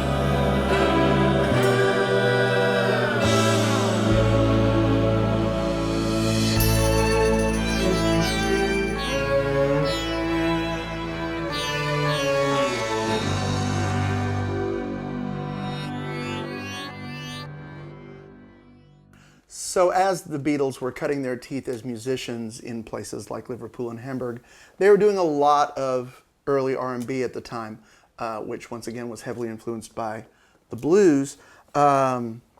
Things like Chuck Berry's Roll Over Beethoven, which once again they were doing on the '64 tour, which is basically Chuck Berry's version of the blues, where he's going, gonna write a little letter, gonna mail it to my local DJ. It's got that same blues bent, the same progression. Roll over Beethoven, gotta hit it again today. So it's the same sort of blues thing, just Chuck Berry's version of it.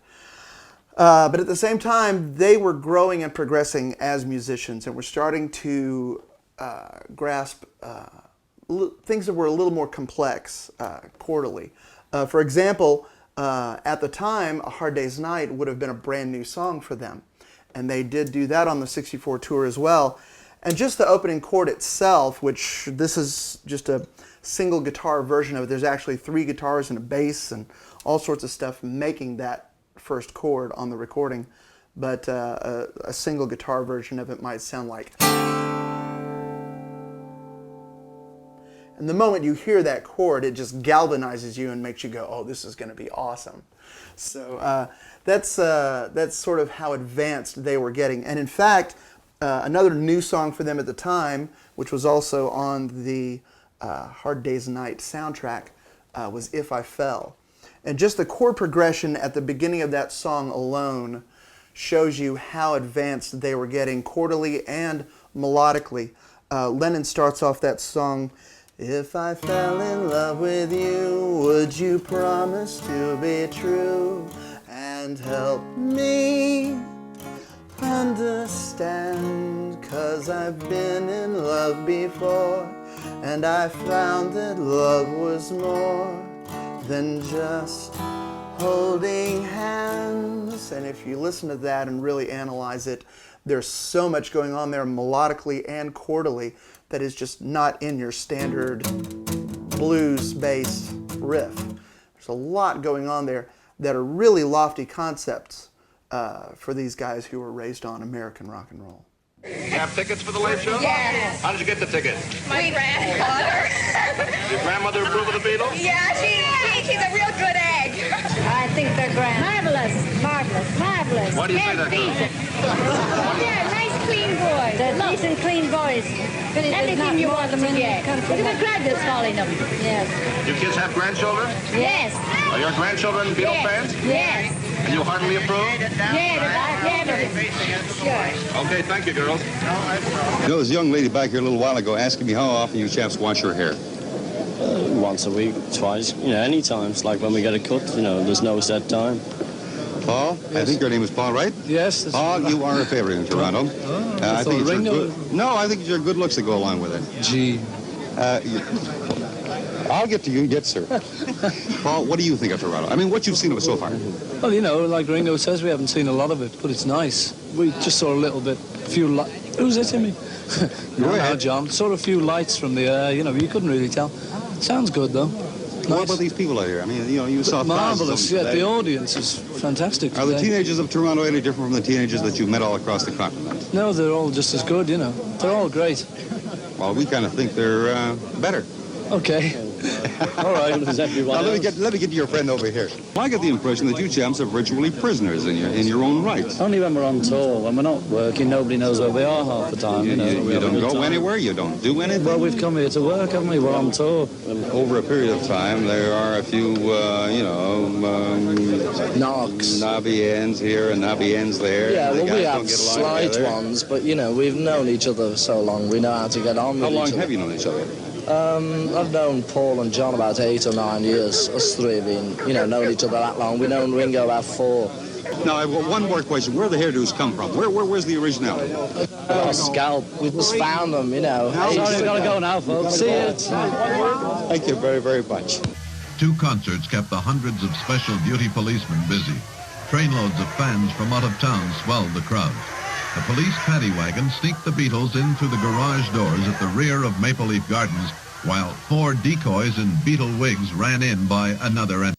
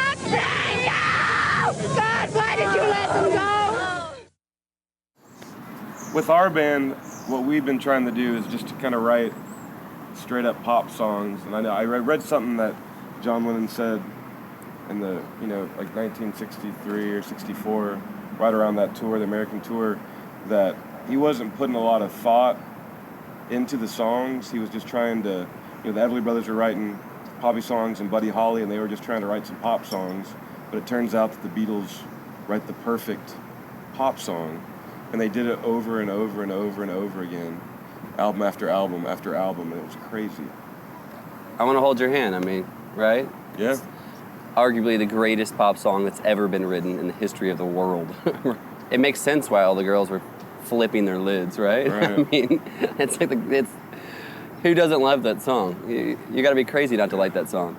It would have been cool for maybe 1.5 weeks to be playing your show and you couldn't hear the music because the girls were screaming so loud. But I guess that would get old when you're actually trying to play the songs. I don't know. I lose my mind about girls, so maybe I would love that for years and years and years. Yeah. I mean, we've made it this far, 4 years as the O's with not being able to hear ourselves over the screaming girls just like the Beatles. Some say the O's are just like the Beatles. Yeah.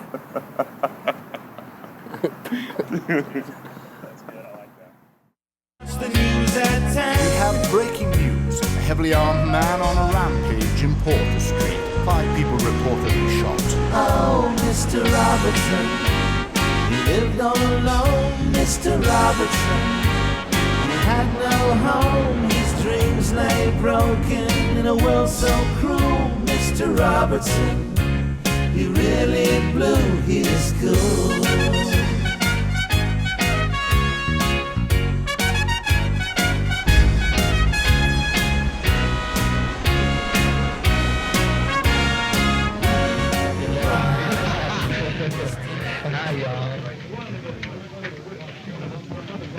Forgot my ciggies again? Yes, I know. Forgot them again, Not the Polaroid. No, it's okay, thanks. Englishman. Oh, no. What's cool? Gum, chum? Come on. Toast. Well, wing. There you go. Hey, so very. Nice place you got here. Well, I'm wondering, I've heard reports about you may have to go back to the hospital with a radiation operation. I wonder how things are. I'm fine. And they just want to take the tonsils out in case they cause any more trouble, you see. There's nothing wrong with them now, but they, it could happen again. Have you been singing on the tour? Every night. You can sing tonight? All right.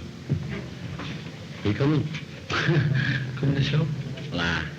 Well, what's your first reaction to the gentleman within this building who thinks he is you? Oh, yeah.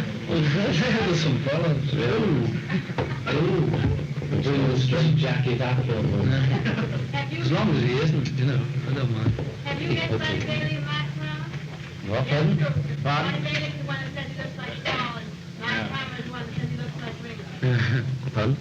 This is one of the kids too. Oh, God help him. Do you plan to have another movie in the near future? Yes. We started in February. We don't know what it's going to be about yet. Do the boys honestly believe that they will continue in this vein, making the wonderful money they are, and with all these performances, or will they fade like the miniature golf courses of a few years ago? You're picking on my size. Probably will, but we'll get out before we fade. We make more money than miniature golf courses.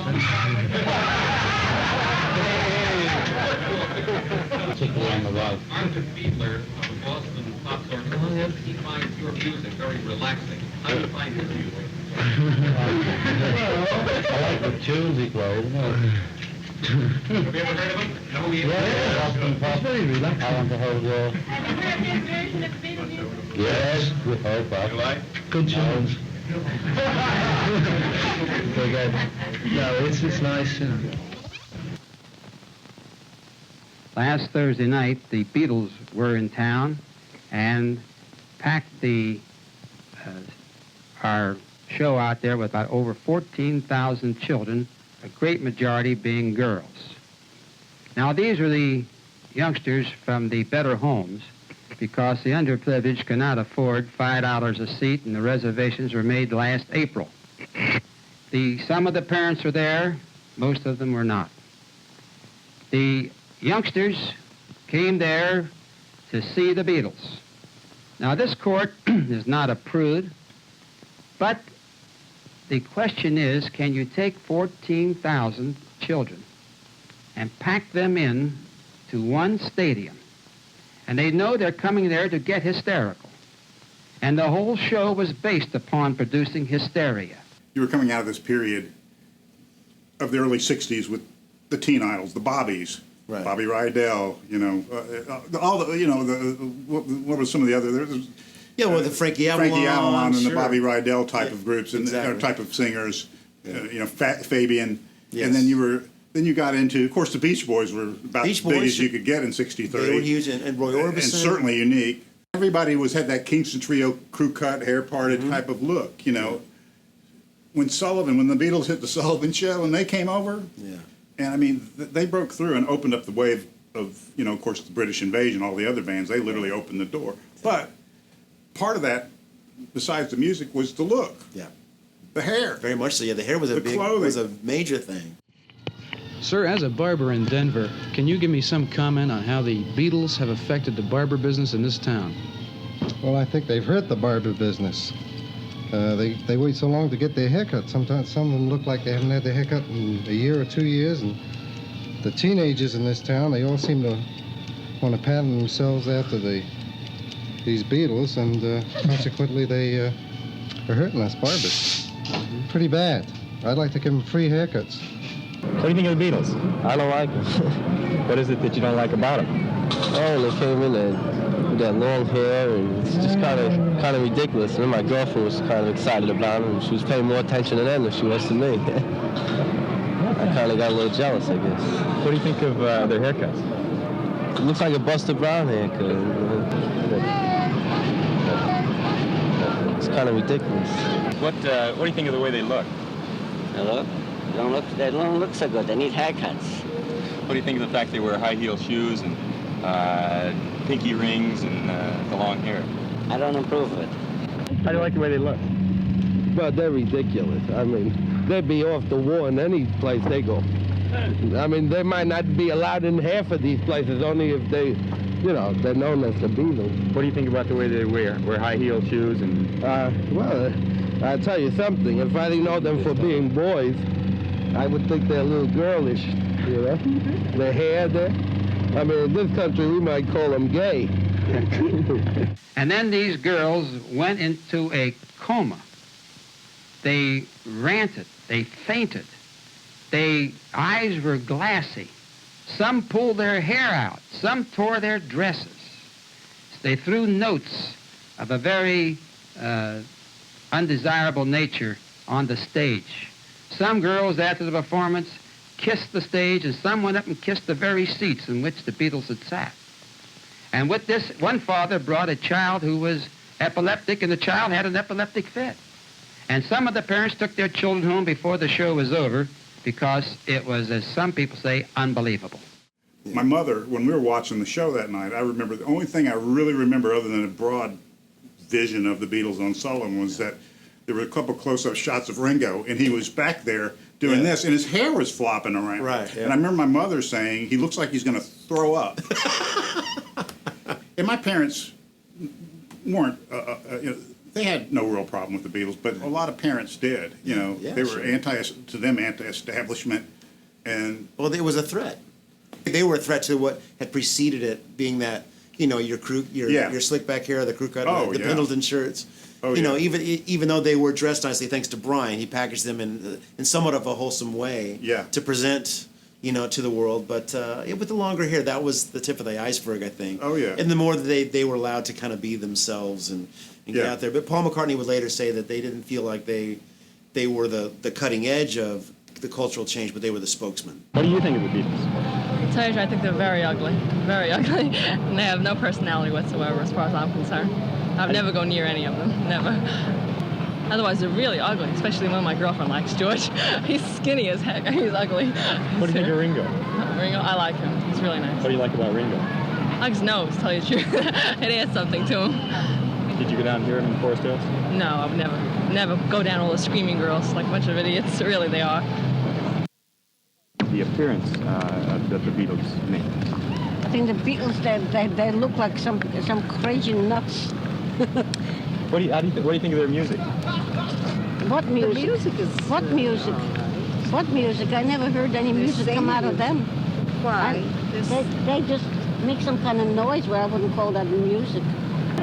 What do you think about the way all the girls scream and holler for them? Something must be wrong with them. You wouldn't scream and holler then? That's for sure. What do you think of the Beatles? I don't like them, really. What don't you like about them? I think they're just a passing phase now. There's nothing that I like about them. They haven't got voices. They haven't got anything. What do you think about their appearance? The appearance in New York or just their looks? Their looks. Well, so I don't think English people are very nice looking. None of the English people are nice looking at all. And I never really thought they were. So I don't like them. But that show has sown certain seeds in these youngsters. And the seeds could be of a physical nature where they could be impaired with it, could be of a mental situation, girls going out on dates, their misconception of what this whole problem is about. And there's so many other factors that come into this that we in the juvenile court have to try to prevent anything of a nature that's going to cause trouble. I think we can all agree that the show was not good, and if it's not good, why must we have it? I think it was at Forest Hills in the '64 tour. I think Benny, in fact, I know he came back. Benny Goodman came backstage with his daughters. Wow. Right? And what a great story. And there's these two generations trying to make conversation and close the gap somewhat. But he was a fan. He actually said he liked a lot of you know, celebrity musicians of a different generation, our parents' generation, liked them, but a lot of them didn't. What do you as musicians think of the Beatles' music? Oh, that's what it is. It's music. Oh, I just thought they were moving around a lot and they just shook their head. I don't think Well, there are rock and roll groups in this town, or in the state anyway, that I would guess to be better than the Beatles as far as music, but none of them have enough hair. The reporters were saying, you know, it's amazing, all the noise is just... And that's understandable when you hear the audio from some of these concerts. You can understand that perception because there's nothing but screaming, and what you could hear maybe didn't sound that good to you because it's not going to sound like the record. There was no kind of proper sound reinforcement or amplification. So you can kind of understand some of those comments. Do you feel that the Beatles have helped music in America? I really don't think they've helped music at all, but I don't think they intend to help music, and I don't think they come on as musicians as much as they come on with their appeal to youngsters and their demeanor, their dress, their haircuts. I think they're appealing to a psychological side of the youngsters rather than to the musical side. The only thing I feel the Beatles, I give them credit because they do admit that they're not very good, but that they've got a good gimmick. So I'm for them for that extent. But as far as musicians, no, they don't do a thing for me. What do you think of their music? Well, as a musician, Tell me, you're a musician. Well, I've been playing trumpet for 22 years, and I don't care too much for their music. As musicians, they're not, but they're probably laughing all the way to the bank. When the Beatles visit a city, they pose a unique and complex policing problem. First, their patrons are almost entirely young, enthusiastic, and eager girls.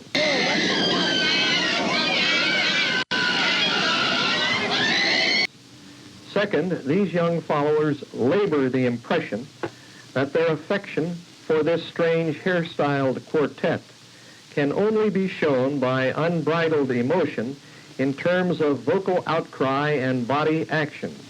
We came here at 6 o'clock in the morning, 5:30 to see them, and all they do is push you farther and farther away, and then they don't even let you see them.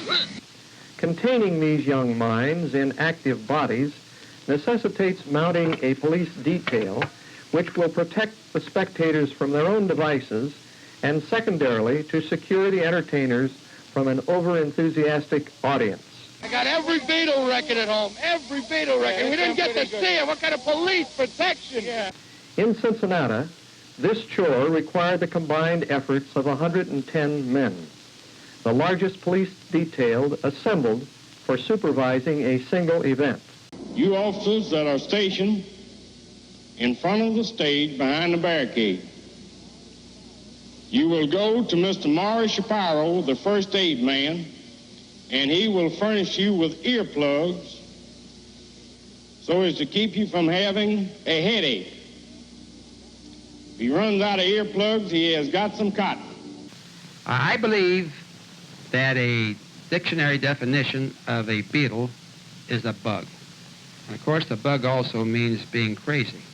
And I don't think the Beatles are bugs. They've done very well. They've made a fortune off of this whole hysteria created by the media of communication. But I think the parents are bugs to let their children go to a production like this kind, not knowing what it was like, or if they did know what it was like, to expect their child to have such a horrible result placed on them. But if you could see how uncontrollable they were, the glassy eyes, the physical and mental condition, you would agree that the show was not good for them. After school. Goodbye, Mr. Happy. So long. Bye-bye. Goodbye, Mr. Happy. Right off the bat. And you can hear the group behind him. There's Ringo, and we're starting now to be salted. You can see things being thrown out over the group. Tomatoes and all sorts of things. Apparently there are some unfriendly Beatle fans in the area.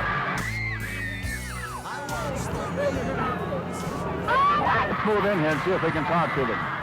Fellas, how was the flight? Great, Gringo, you look good. I look what? You look real good. I feel good. What was the stuff they were throwing coming in here? Looks like it's some Ozos to me. It's always the same, you know, you got about 2 lunatics and a couple of thousand. Always very much, Gringo, like there's only 2 lunatics and about 50,000 fans of yours out there. Yeah, but those, you know, they always pull all the publicity of the 2 lunatics. Aren't you fellas getting kind of weary of all this wonderful publicity? No, not yet.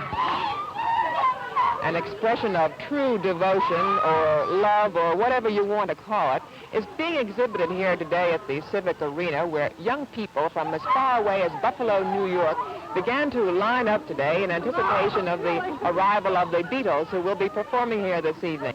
What is your name? Barbara Crampton, and I live at Perrysville Avenue. How about your parents? Didn't they object to your coming here? Well, my mother, she thought, you know, if she didn't let me come, I'd sneak out. And she thought that I'd be okay because there'd be police around here watching us and everything. What about your teachers? I don't know what they're going to say. I think there's fishy. They know there's something fishy because when our mothers called, they said that we had virus. And the principal up there said that there's a lot of virus going on today, you know. She kind of knew there was something going on. And I don't know what we're going to do tomorrow. Probably get killed. What do the Beatles do for you? Oh, they just make you happy. I don't know. Everything used to be all the same. Then when they came, everything changed. They're different. Everybody likes them. What, doesn't it bother you when you see them at an appearance like such as this one, that you can't even hear them sing because of all the racket that is being made? No. We already know their songs, so you can just see them. I mean, if they were just to stand still on stage, you'd be happy. You can just sit there and watch them. You can hear their records at home and on the radio. Just stand there and watch them would be enough.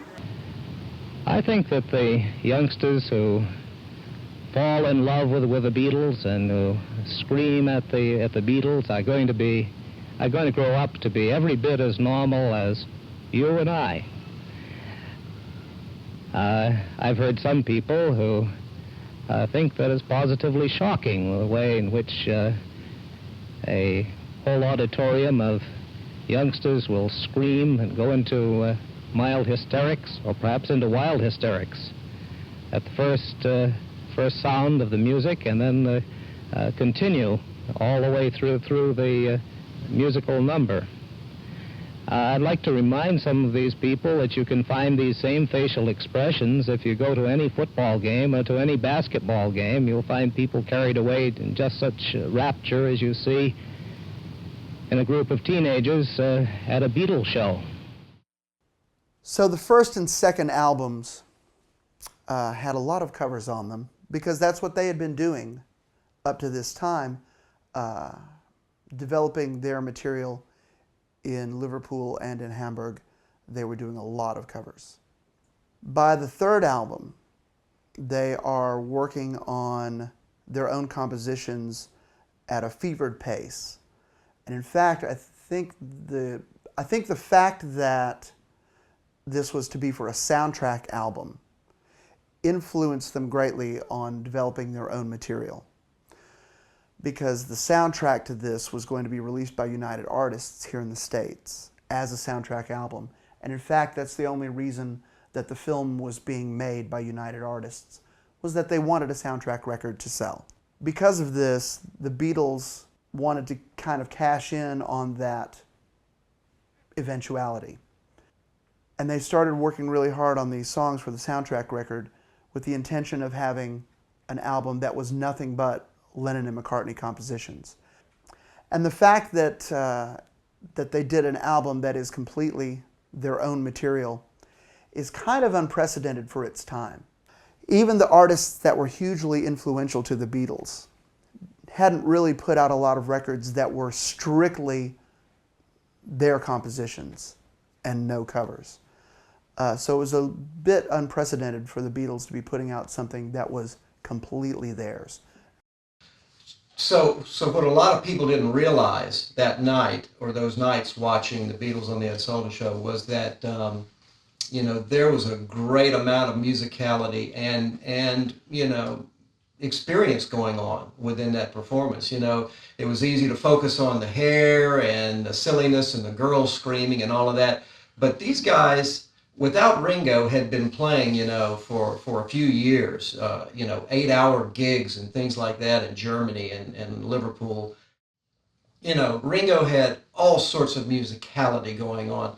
There are 15-year-old drummers right now that can do things on the drums, acrobatics on the drums that Ringo couldn't begin to do. But that's not the point. The point is that Ringo was creating a new sound with the way he was playing, and he was going away from the jazz swing era.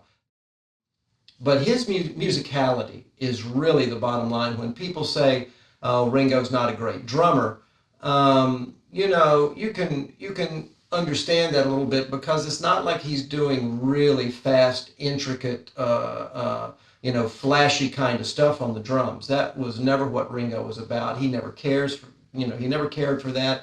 Playing drum solos. He only played one drum solo in all the recorded material of the Beatles, and that's on side 2 of Abbey Road, and it's only an 8-bar drum solo.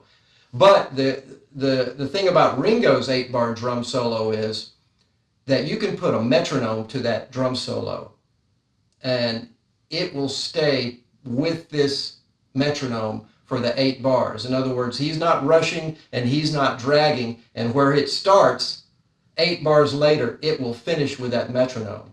So Ringo had nearly perfect time, and that was so critical, so important to the Beatles, because they would go in the studio and they would record songs, and they would do 20, 25, 30 takes sometimes of a song. And later, they would edit that song together, and they would do this without a metronome, without a click track. It was not metronomically perfect like so many bands do today. But they would take maybe, the chorus from take 3 and the bridge from take 12 and edit these pieces together. And because Ringo was so solid, his time was so good, and his consistency about how he played the drums and the parts and the musicality to those parts, they would all come together like a, like a beautiful tapestry. And Ringo just had this innate ability to play what was right for the song. And it didn't take too long before producers in the United States and everywhere else started realizing that Ringo's feel and his sound and his approach to playing the drums was really the template for pop music, for the next 30 years, by virtue of the fact that he created a new sound, he created a style, he created an attitude, and a feel for playing the drums. All of that came out of his deep musicianship. Billy Blue, his school.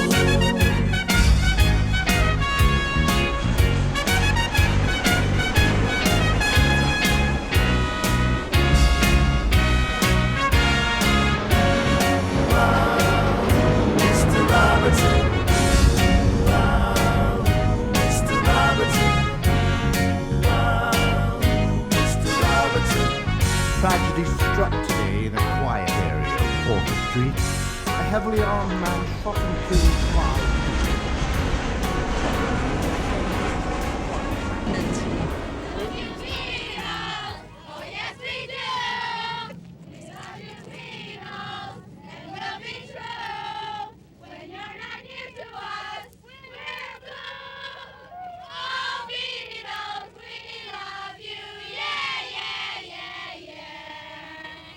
Well, Jim, that must be Beatlemania. I don't know about your feelings or Pat's, but I know about mine standing out here at the airport. But to check it out expertly, we'll check in now with Dr. Jane Kessler, an associate professor of psychology at Western Reserve University, and her specialty happens to be adolescence. Dr. Kessler, why Beatlemania? Well, I don't know exactly how you're going to define Beatlemania. I don't think that every teenager who likes the Beatles is necessarily sick with Beatlemania. But in its most extreme form, of course, it's a kind of out-of-control teenage excitement, a kind of group worship of idols who are different, non-conforming, and who have a lot of musical appeal and a lot of sex appeal, and have, of course, there are 4 of them, which makes them 4 times better than any other teenage idol we've had in the past. This is just what our generation has needed. I mean, every other generation before us has had, someone that they could really look up to and adore, and the Beatles are just what I've been waiting for. I think that that answer is obvious. I certainly do not feel the same toward them as I did, and I hope that they never come back to town. Is this a healthy kind of outlet for teenagers? Frankly, I cannot see anything wrong with it whatsoever. I think they have a good time. I think they enjoy themselves, and I think there is musical, though it's sometimes hard for our older ears to hear it, but I think there is some music undercover, so to speak, in the Beatles. I think where it does get out of hand is when you have large crowds and they sort of outdo each other in trying to show excesses of their devotion. And then, of course, all kinds of things happen, as we know. If I may excuse myself for a moment. Girls, can you tell me, why do you like the Beatles? Well, because they're just it. I mean, they're cute and they sing nice and everything. They're just really sharp. I didn't agree with the doctor because I read where a whole new breed, the next breed of teenagers will be all philosophical. You know, they'll be all philosophical teenagers, and there'll be no fads or nothing. What will their philosophy be? I don't know. I was reading it in the paper. It was something about Buddhism they were going to have. Mike, from an adult standpoint, how did you enjoy the show? I had no objection to the show. I did not see anything offensive in the acts. I do not say that they are talented, that their appearance gives me any moral lift, but I don't think that they can. Someone told me that they couldn't even read musical notes. They did make a lot of noise, and I suppose they did the best that they could to entertain.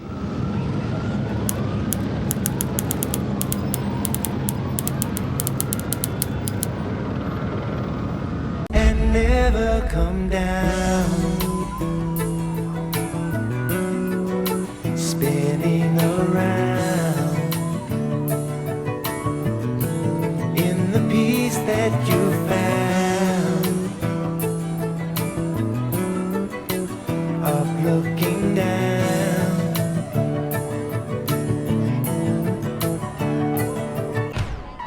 I know the time was always wasted,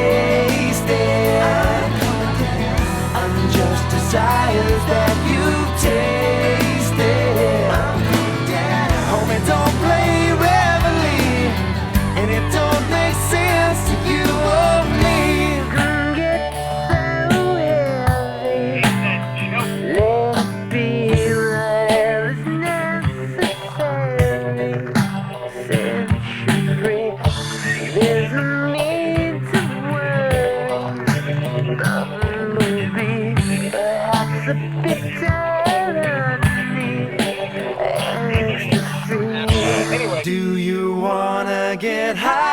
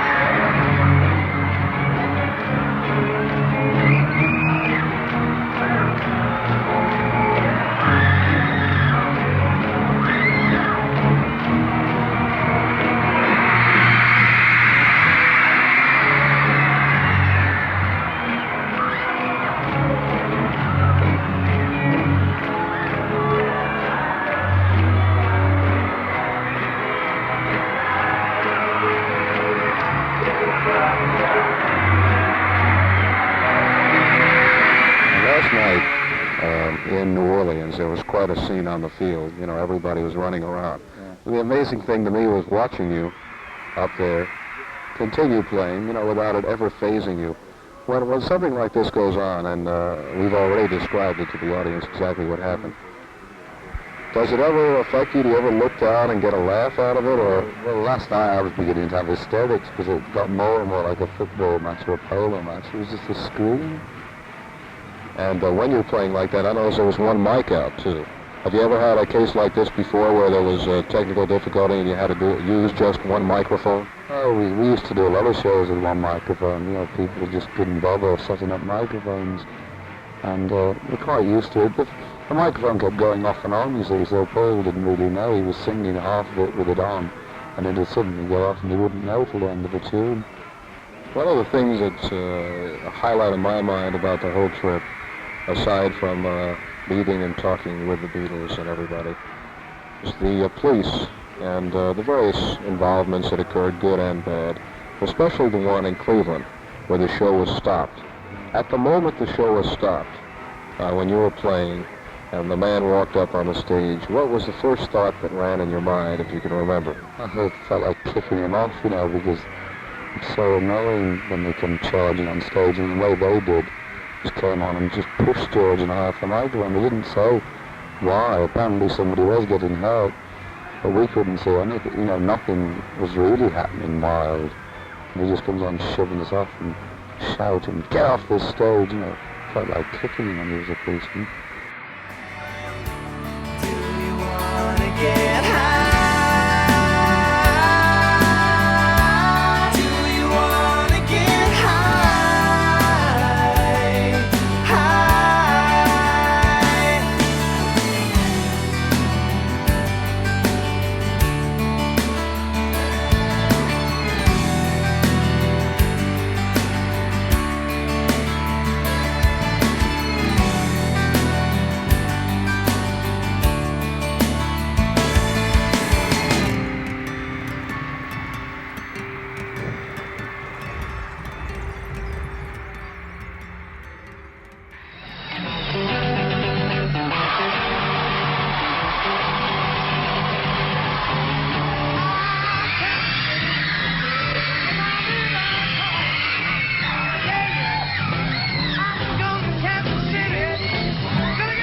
Kansas City was not originally on the schedule for the tour.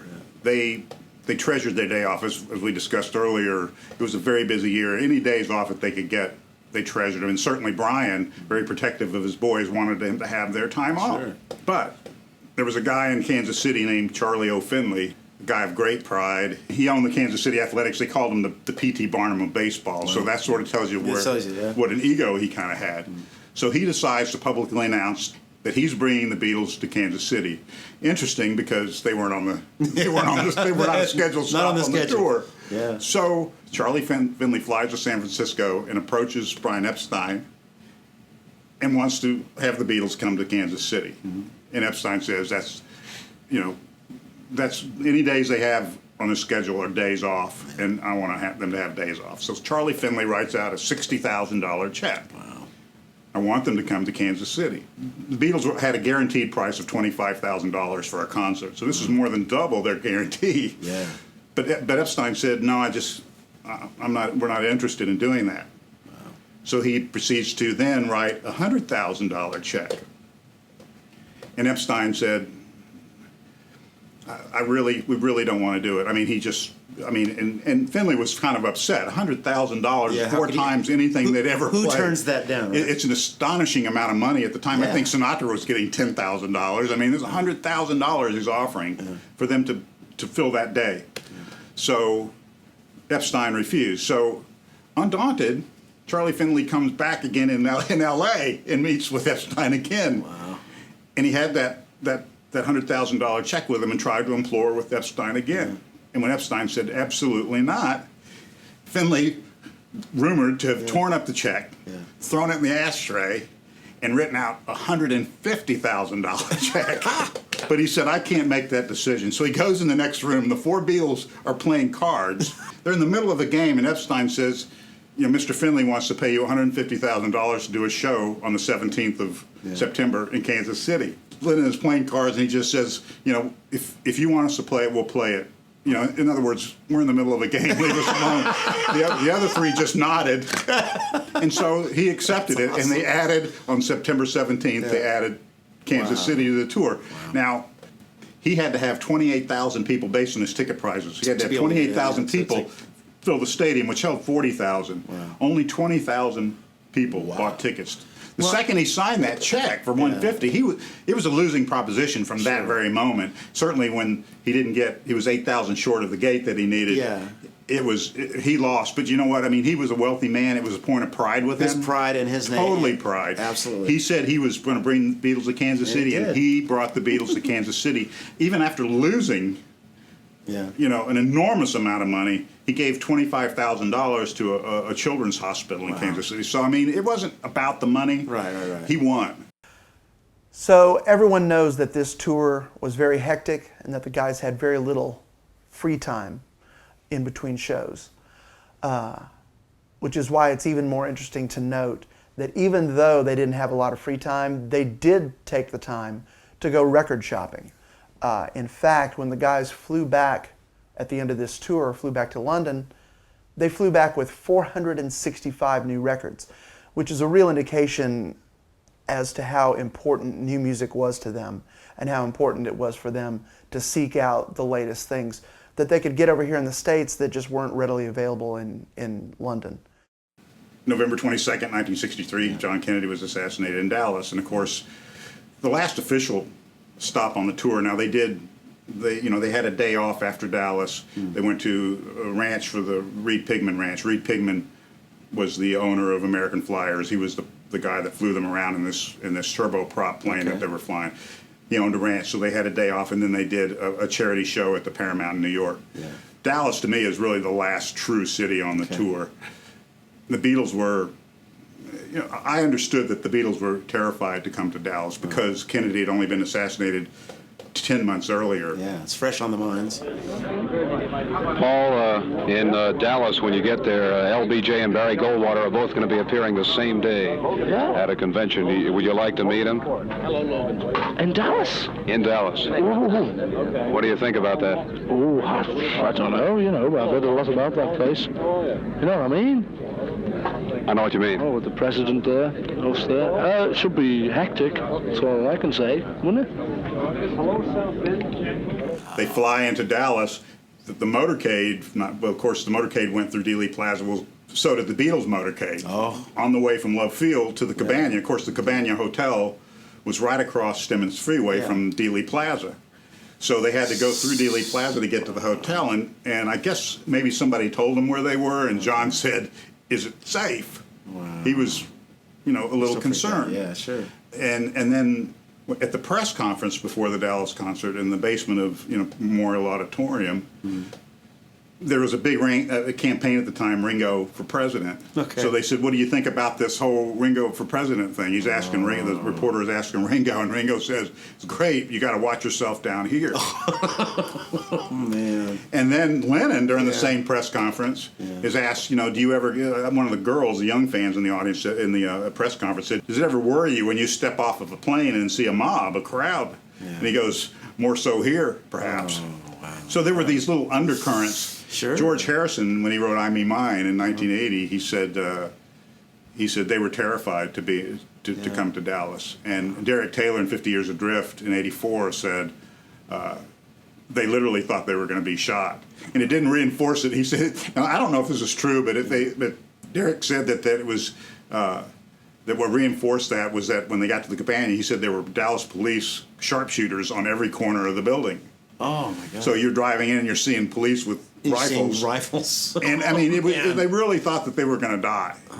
Now, interesting to that whole thought was that earlier in the tour, if you ever remember Jean Dixon, she was the great psychic in the '60s. Yeah. She had said that the Beatles, when they flew out of Indianapolis to go to Denver, which there was never a Indianapolis to Denver route, but she said the Beatles plane was going to crash. I remember that. Yeah. And that 3 of the Beatles would be killed and the 4th one would be maimed for life.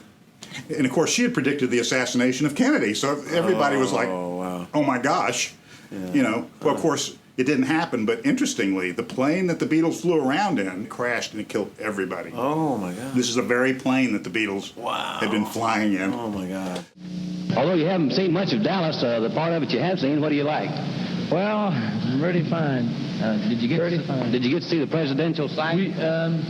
No, the only bit we've seen so far is the hotel. On the drive, it looked a nice place when we drove to this place here, whatever this is. Ringo, do you have any political affiliations at all? No, he doesn't even smoke. I don't even smoke. Is that what type of cigarette is that? Is that a roll your own? It's one of these, but it don't work so well. He said in an American accent. What kind of girls do you prefer? My wife. Your wife. What kind of girl is she? She's a nice girl. A nice girl. Is this? Ringo, when you marry, what kind of girl are you going to... Oh, I don't know. I haven't sorted one out yet. I like them all. What's yeah, how about that? How about that, eh? Ain't that really Thank you. What kind of girl do you like? John's wife. John's wife? Totally not. What's a clown? Nobody likes a smart aleck. No, do y'all have any books coming out now, anytime soon? John's the only one. John's the one with the book. I haven't got one. I've got one coming out next year, I suppose, when I've written it. What's the name of it? I don't know. I haven't written it. A mystery, or what kind of books do you like to write? Rubbish. Detective ones. Rubbish. I'm writing a detective. He's writing it.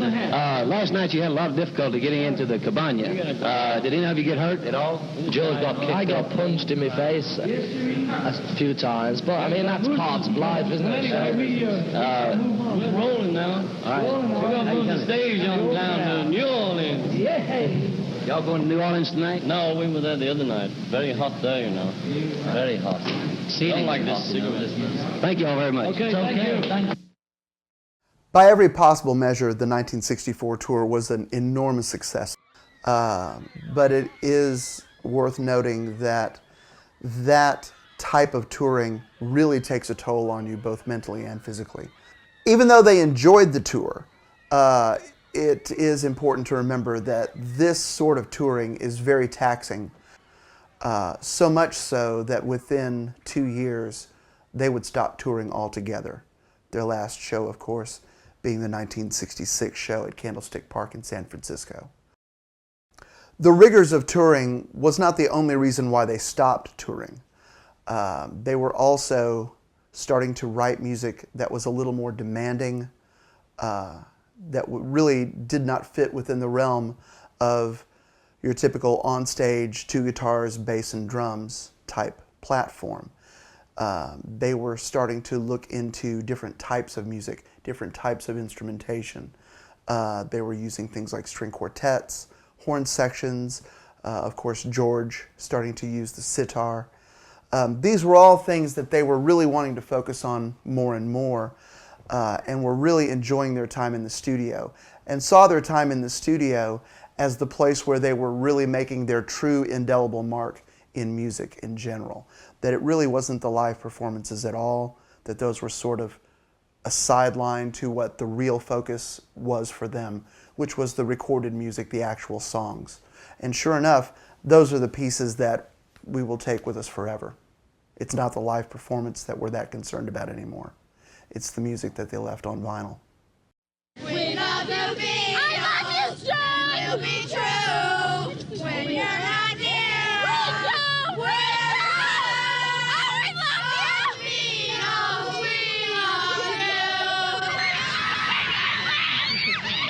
How do you do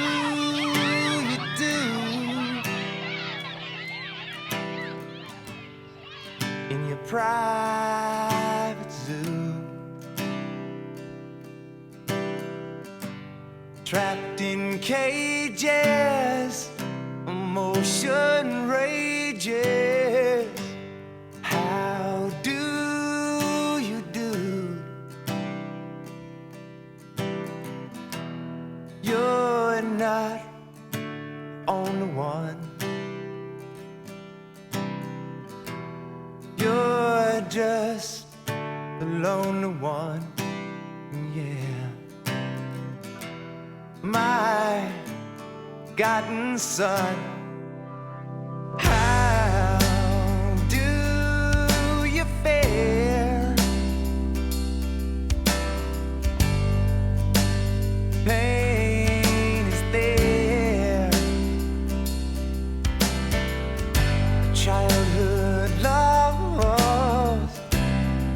at the cost. How do you fare? You're not the only one. You're just the lonely one. Yeah. My forgotten son. Take the lion's share in your pride. There's never been anything quite like the success of the Beatles. How long do you think it will last? Well, this is impossible to say. And it also depends what you term success. I think they're going to be successful, in my estimation, a lot of other people's estimation, for many, many years. But obviously it won't be the same kind of success. It's obviously going to be a matured kind of success. For four guys to be that talented, that good looking, but that charismatic. I mean, when will it ever happen again? I mean, it's really insane how the chemistry really came together. It's like, I think we grew up in the age of Mozart in the modern era. I mean, truly. Yeah. The timing was incredible. Yeah, absolutely. And there was just nothing like him.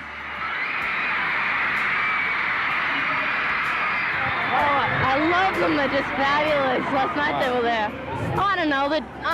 It's not that bad like everyone says it is. I just love them. Last night.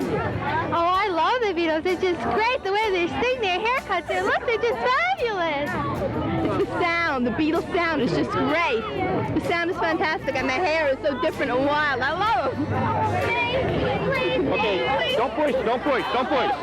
Stand back that way. Come back.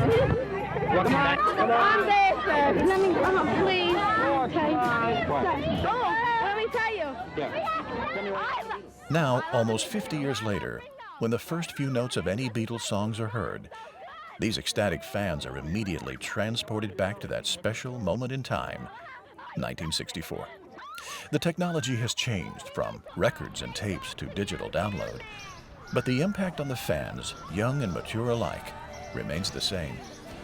As an example, on November 16, 2010, Apple Corps, EMI, and Apple announced the inclusion of the Beatles' 13 remastered albums on iTunes. The box set of these 13 albums debuted at number 15 on the Billboard charts in the United States. It was certified triple platinum by the RIAA 7 months later.